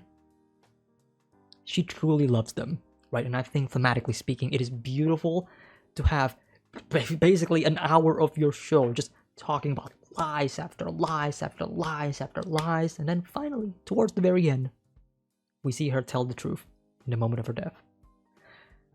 Which brings back to what I'm saying of how kind of disappointed I am that I didn't really feel that much emotion. I don't know what it is. I genuinely don't. I'm thinking, is it the pacing? Is it the way the show is presented? Is it actually how I actually feel about the character? And because again, like I mentioned this during the intro of the show, right? Of me telling all of you that yeah, I do know like the premise of the show. I do know like some of the major things that are happening in this episode, right? Specifically, her getting pregnant and one of her children being, the reincarnated soul or whatever of, her doctor, right? I do know that, right? I'm being honest with y'all, of course, like theme of the episode here, right? I'm not lying to y'all. I'm being honest. I'm telling you guys that I do know some things about the show. But this is something that I do not know at all. And you know, if you watch my reaction, like I was shocked because like I did not really see that coming, and it was so baffling to me. Like that just happened.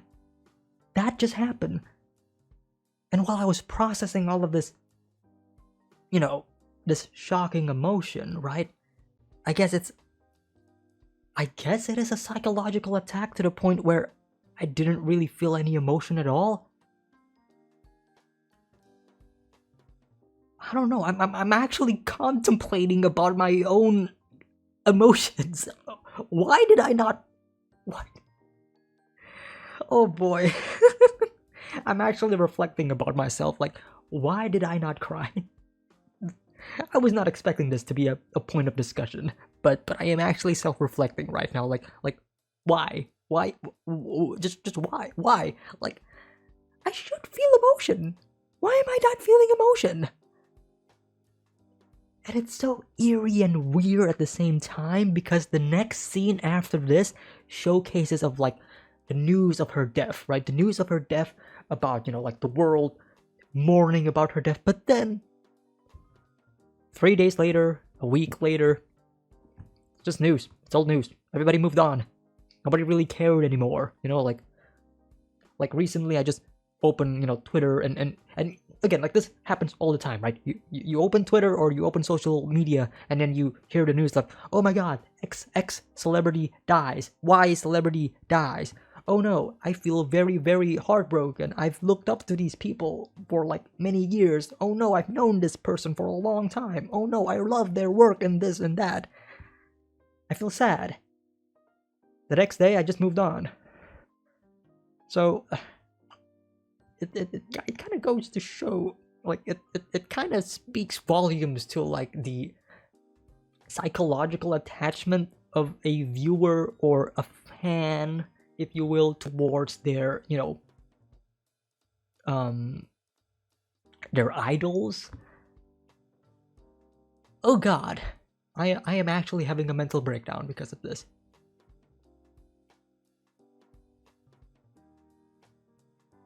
Did I really not care about her? I mean, I do. I really do. I mean, throughout this entire episode, I've been like kind of dissecting and analyzing about her character a lot, so that shows that I am really caring about her. But I guess I didn't on an emotional level, and I thought I did. I truly thought I did, but I guess I didn't. Huh.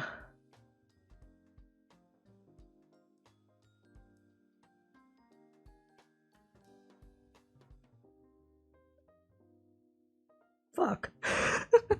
Great scene, by the way. Great scene.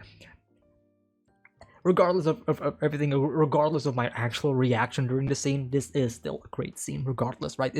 I think this is gonna be something that I will look back upon maybe like a couple of episodes in, maybe once the show is over, maybe I'll look back into this scene and then I'll finally get it, right? Because emotions is weird.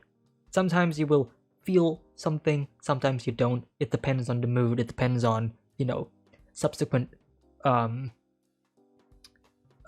plot beats when it comes to like stories, because there oftentimes it happens, right? Sometimes you watch a show or a movie and you don't really feel anything the first time you watch it, but then after you watch it again and again and again, you start to realize what it's actually doing, and then you start to get it, and then you start to, you know, be emotionally attached. Like I had this happen, you know, when I was watching End of Evangelion is one of my favorite movies, right? And while I do consider, you know, that movie to be like phenomenal, it never really once made me cry. It did leave a psychological attack on me, right? But it didn't really make me emotionally cry. Like I get what is going on, I understand the characters and what is happening, but it didn't really make me cry.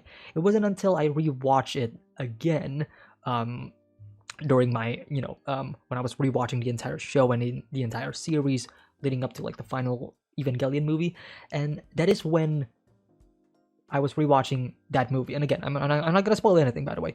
But it is during that time You know, I'm a much older and a more mature person, I would say, at that time, right? But rewatching that movie again, somehow it finally clicks on me, and it, despite the amount of times I have rewatched that movie, it took me like maybe 6 or 7 rewatches until it actually made me cry towards the end. Like, I get it now. So later down the line, you know, hey, I'm probably gonna be an emotional wreck watching, you know, this scene, but yeah, first reactions, you know, as genuine as they are, these are my first reactions. Speaking of, I mentioned about like the pacing about the episode, and this is like one thing that I've been wanting to know more about, right? I'm going into this hour and 20-minute long episode, and I'll talk more about like the theme and like the characters of the show and the episode itself. I mean, hey, this is an hour and 20-minute long episode. Like, there's so much to dissect, and I don't know how much I'm going to dedicate my time discussing it, but you know, we may be here for a while. If you've been here and you've been watching like my discussions, you know how long they may tend to be, right? But in regards to like the pacing, I don't know. I think it's the structure of the episode itself. It's good. It's a good episodic structure. I don't think this would work as a movie though. I think halfway through this episode, I started to treat this as like an hour-long episode and not an hour-long movie, and to that it works, right? It's an hour and 20-minute long episode, and I feel like in that regard it flows well enough for me. The pacing definitely feels good. There doesn't seem like a bad cutoff point in any point of the episode. So overall, yeah, pretty good. And it is like a pretty solid prologue, to say the least. As a prologue episode, probably amongst the best. It's not the best, but amongst like the better episodes, to say the least, of all of the things that I have watched. Production wise, it didn't really blow me away, apart from like some shots. Like, there are a lot of really good shots, like you know, like that. Oh, that shot, I think towards the end, where we are focusing on Aquamarine's like face, like this right here, this shot. They didn't really have to go this far, but they did. And speaking of production wise, this is not a studio that is known for their high budget productions, right? If I remember correctly, this is animated by Doga Kobo, the name of the studio. Let me just double check. Yes, it is Doga Kobo, and they've done some fairly good shows that I have watched, to say the least. I'm just skimming through some of the things that they have created. I mean, 2019, I kind of like how heavy are the dumbbells you lift. Unironically speaking, I thought that show was pretty good. But aside from that, they haven't really done much that grabs my attention. And this is this is a studio that works a lot on the cute moe character genre, to say the least, right? A lot of their shows revolves around like cute girls doing cute things.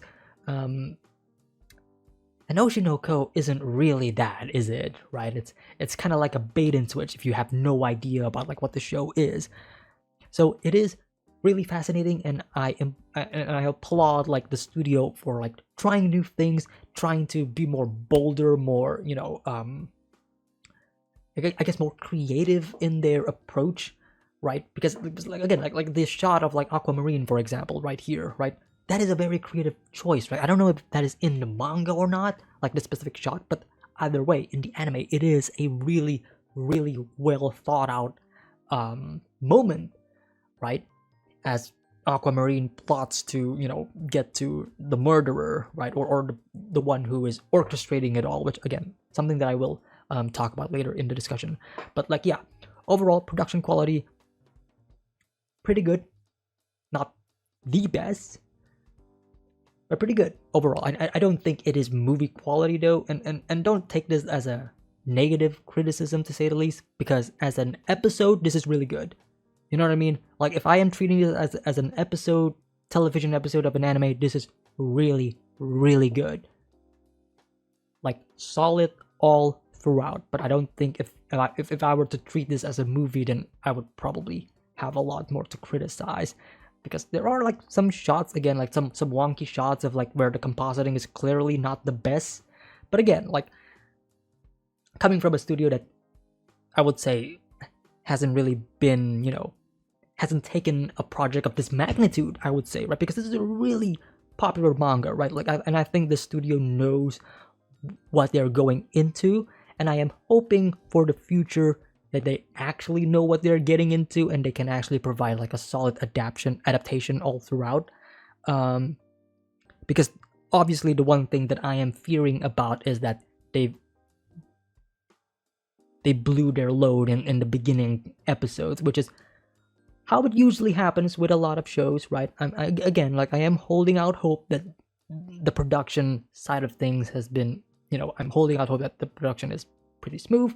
That is what I want, because there's a lot of potential for this series. There's a lot of potential for this show, and knowing now knowing where the show is, where the show is going for, right? The angle, the approach, the direction of the story and all, it does entice me a lot, right? Again, the psychological aspect of it definitely, has an interest, right? About like the idol world. But the murder mystery aspect is something that does pique my interest a lot, right? And the show does a pretty good job at like not only focusing on the idol stuff, because I thought they were only going to be focusing purely on the idol industry. But at least in this first episode, I am glad that they are also focusing on the other industries of of showbiz, right? The movie industry, for example, which I guess ties in directly with like the animation industry, right? Because it goes to show that this is not just a problem within the idol industry, right? Because I know, like nowadays, I feel like a lot of people have like a certain, I guess, view or stigma for the anime industry. Sorry, not the anime industry, for the idol industry, right? Some, I guess from some of us and from what we know, right?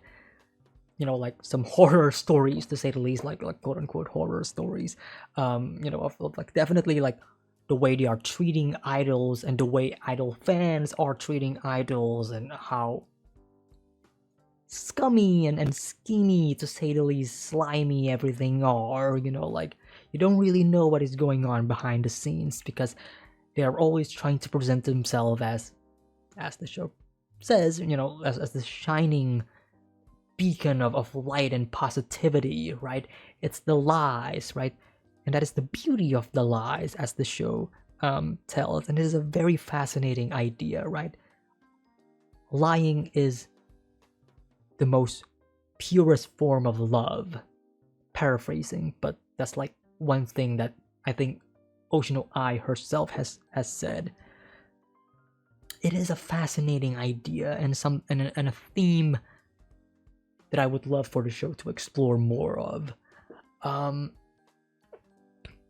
I guess jumping into another point of discussion, the father. Who could it be? Now we're going into theory mode, because obviously this is information that we don't know about, because the characters don't know about it, right? It's a mystery, right? At first, as I said, in the reaction, I think the obvious answer would be like the murderer himself, right? The fan, right? Kind of again showing like the lies and the facade of like who they are and who they are towards her, and who they are on the inside and whatnot. But obviously that is not probably the case, right? Because the show says so. But what I want to talk about is, I don't know about you guys, but hair color. So, purple hair, right? Is it dyed? Is it not dyed? Doesn't really matter. But it's the hair of the twins. They're blonde.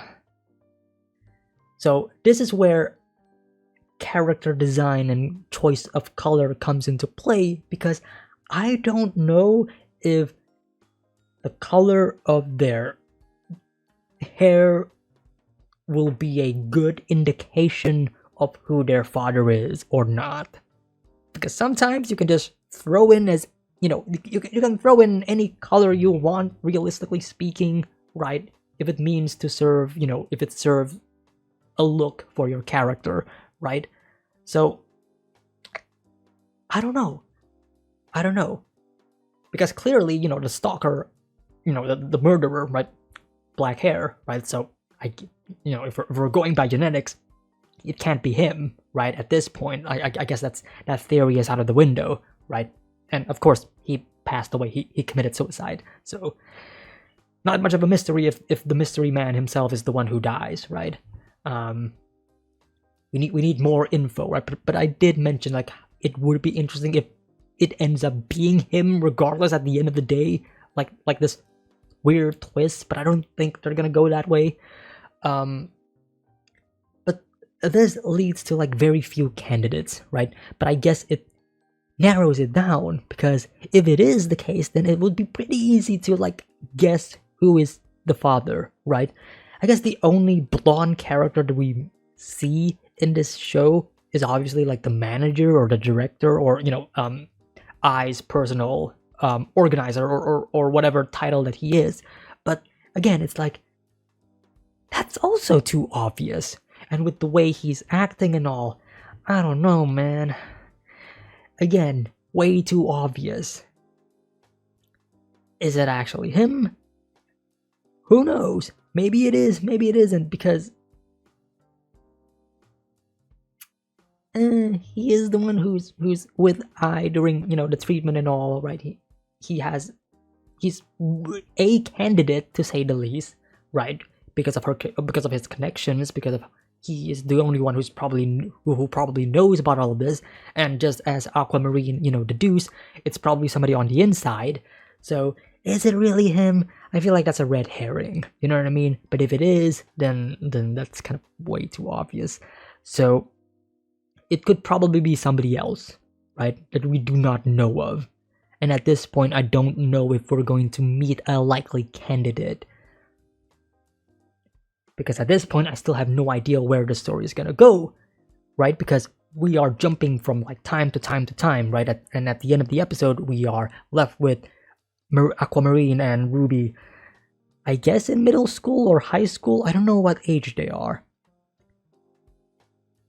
I might have to go back and reconfirm, like, if they actually talk about it. But at the end of the day, hair color is something that I am kind of holding myself a bit in terms of like pointing fingers, because of, again, like character design and everything. Like, obviously a girl having natural purple hair isn't really natural at all, and her having really bright eyes in the shape of the star, while symbolically speaking, yes, it is beautiful, it's not really realistic. So I'm holding out like genetic shenanigans of like pointing fingers on who is who, right? For now, at least. I need more evidence, right? That's the thing, right? We need more evidence. We need more concrete facts to back things up before we can point fingers. But until now, I guess the director is kind of in that likely candidate, but I don't think it is, right? It's kind of like a red herring, like I said. But yeah, man, it is something to think about, to say the least. And I guess this is as good a time as any to talk about fanatics, the fans, and especially the ones that are dangerous, as shown in this episode. This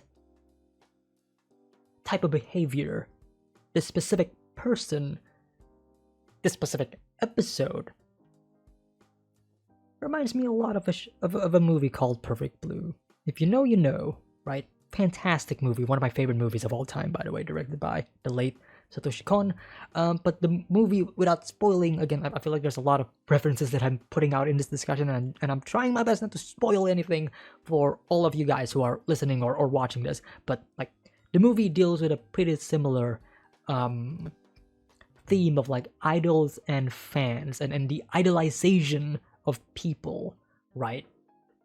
It's the idea, and I guess this is as good a time as any to talk about like the nature of it all, because it does tie really well to like, you know, the themes of Perfect Blue as well, right? It's the nature of putting somebody upon a pedestal and thinking that they can do no wrong, to the point of deification, right? Seeing them as a god, seeing them as, you know, this revered figure that, like I said, can do no wrong. This character, to say the least, like it's the point where you don't see them as a person, but when you see them as a character, right? Because ultimately, technically speaking, yes, they are playing a character, right? These people, this person, this idol is playing a character. The idol is the person, right? But it is when the idol herself and their lives becoming so synonymous with the idol persona, right? And the fact that people only know them through the persona, only knowing them through you know, this character that they are playing, and not really knowing about their real life situation, right? Because all of it is kept a secret, because that's just how it works sometimes, right? It is a very dangerous thing to do, right? And it is like a thing that a lot of people criticize a lot. I'm not really too knowledgeable in this sense, because I don't really follow any idol groups at all whatsoever, nor do I, you know, this is some pretty weird behaviors. Let's just put it that way. I always see this as a pretty weird behavior, but you know, not gonna shame anybody. But again, like it's good to know your limits, right? But again, it's this idolization, right? This idolization and this fanatic worshipping of this character, this figure, this idol, right? To the point where you have all of her posters, all of her figurines, and all of her merchandise and everything, like plastered all throughout. Again, something that is very similar to Perfect Blue, right? Because there is a character that is like a massive idol fan in that movie, and does, I would say,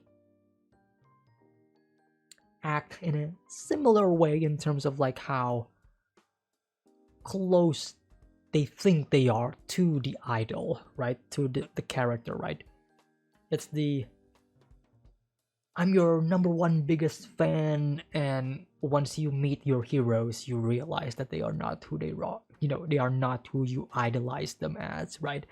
Suddenly knowing that Hoshino, or if we're talking about like the real world, once you learn about like a celebrity and their life, and you realize just how scummy they are, or you know, scummy for at least for you, right? Because we are viewing in a very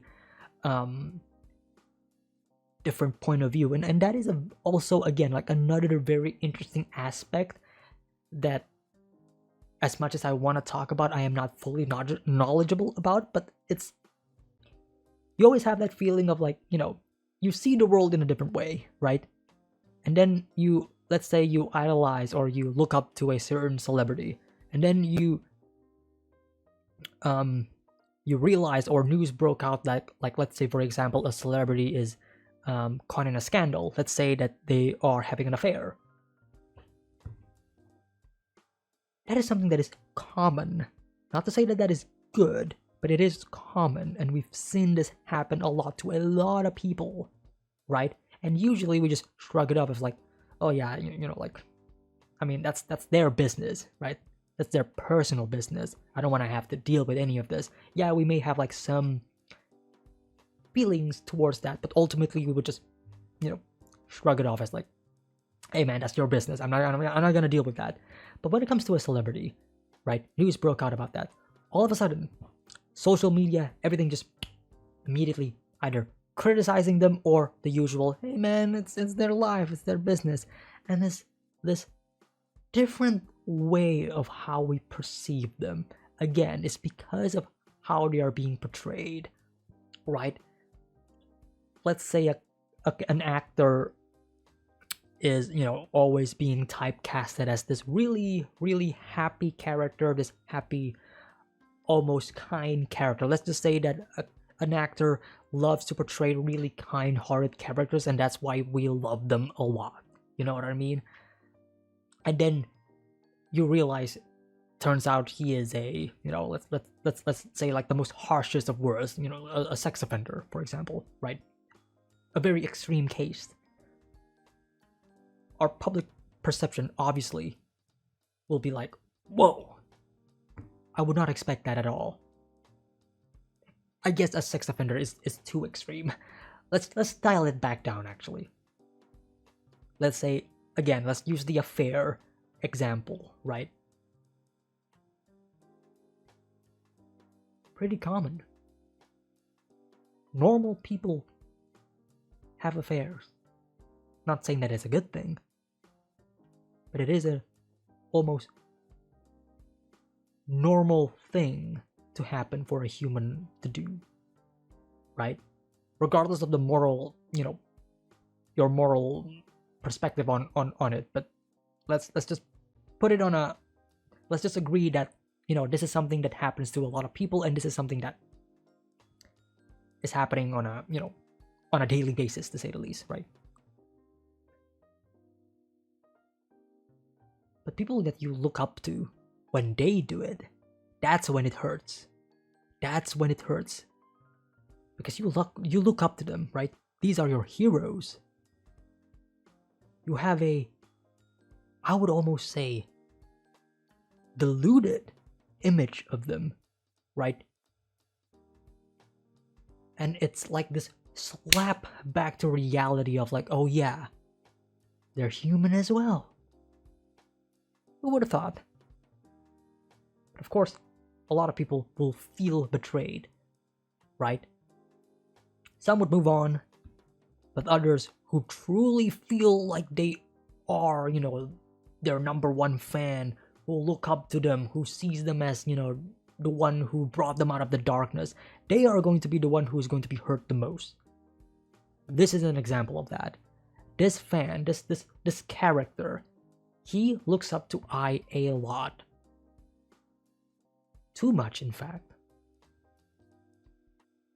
And when he learns that I is pregnant, that she has a baby, twins, in fact, his view of her shatters. Immediately calls her a slut in the end, right?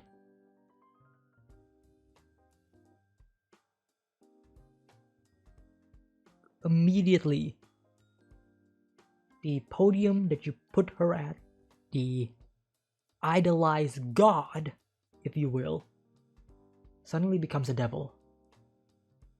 Suddenly, pure evil, pure hatred. And while yeah, you can feel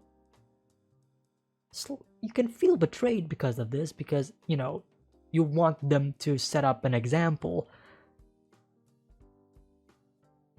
But ultimately, I guess stardom, and I guess this is, this also goes with like a lot of people, right?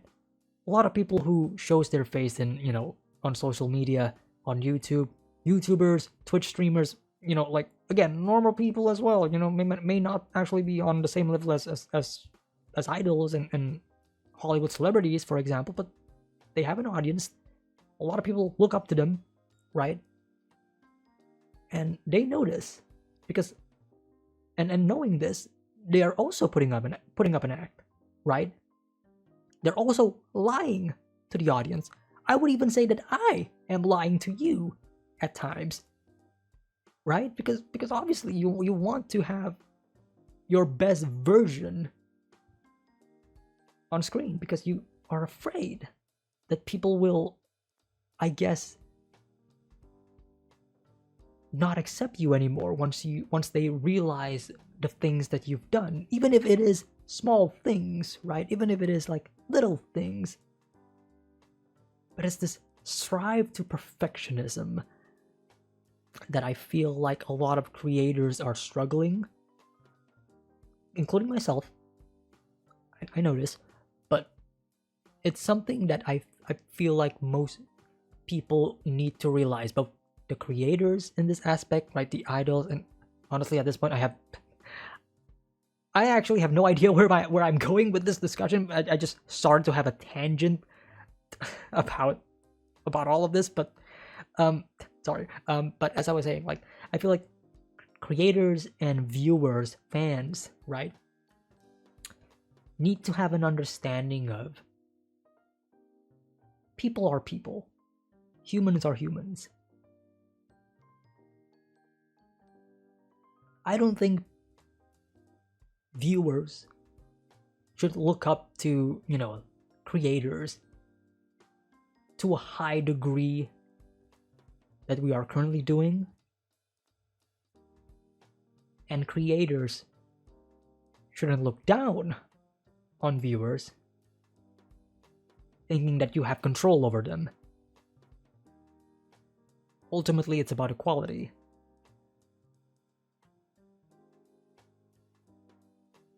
But of course, that is not how the world works. That is not how the entertainment industry works. And that's the sad truth of it all, is it? It's all lies. And I would even almost say it's not just attributed to the creators themselves, but it's also to the audience. The audience are also lying in a way. If you do truly care about them, I'm talking about like from the perspective of like the audience towards, their idols, right? If you do care about those idols that you idolize so much,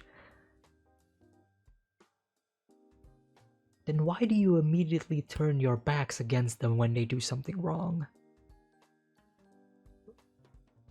How many times have that happened recently, right? News broke out, the potential of this actor doing this heinous act or that heinous act without any, evidence or whatever, let's just put it that way, right? And immediately, fans, the people who adore them, the people who say that they care about them, immediately turns their backs on them, right? Immediately loses their trust. And I find that human emotion, that the human interaction, I don't know how to describe it, but that inherently human thing where we can just love one thing and immediately hate it in the split of a second.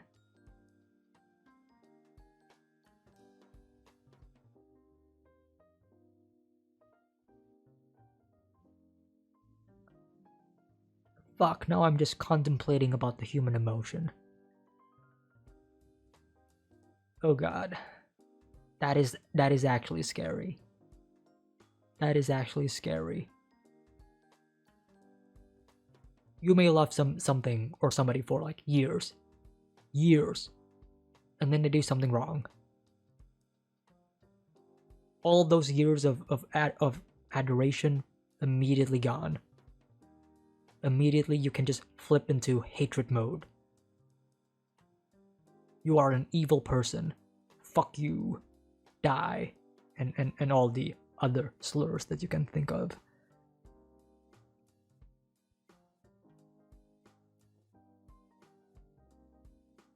Huh.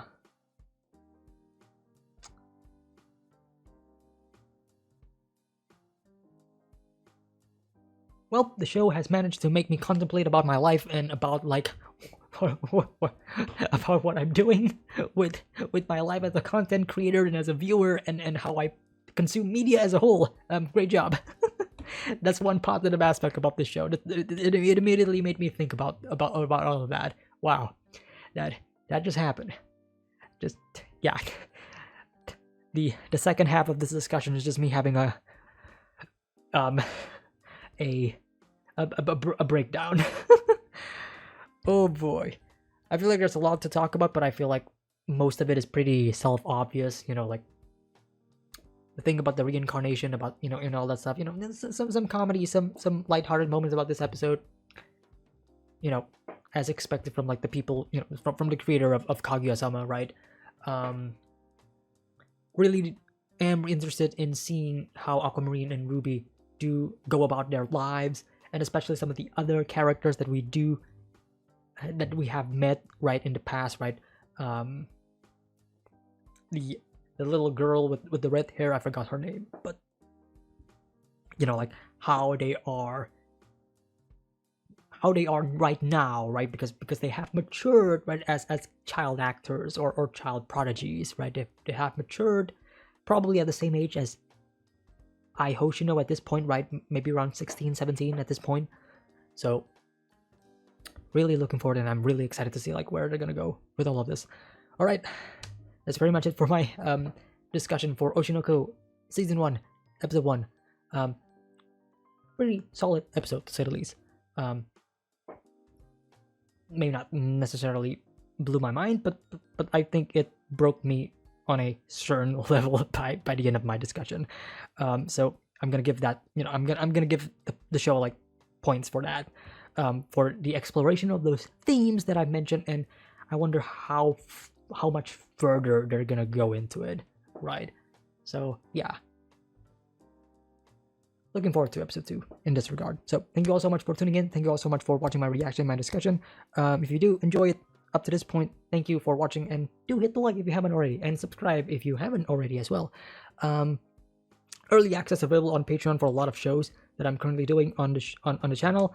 So if you do want to support me on, if you want to support me financially speaking, that is the way to go. And that's pretty much it. Yeah. Hope you guys have a wonderful day. Take care. Have a nice day. Peace.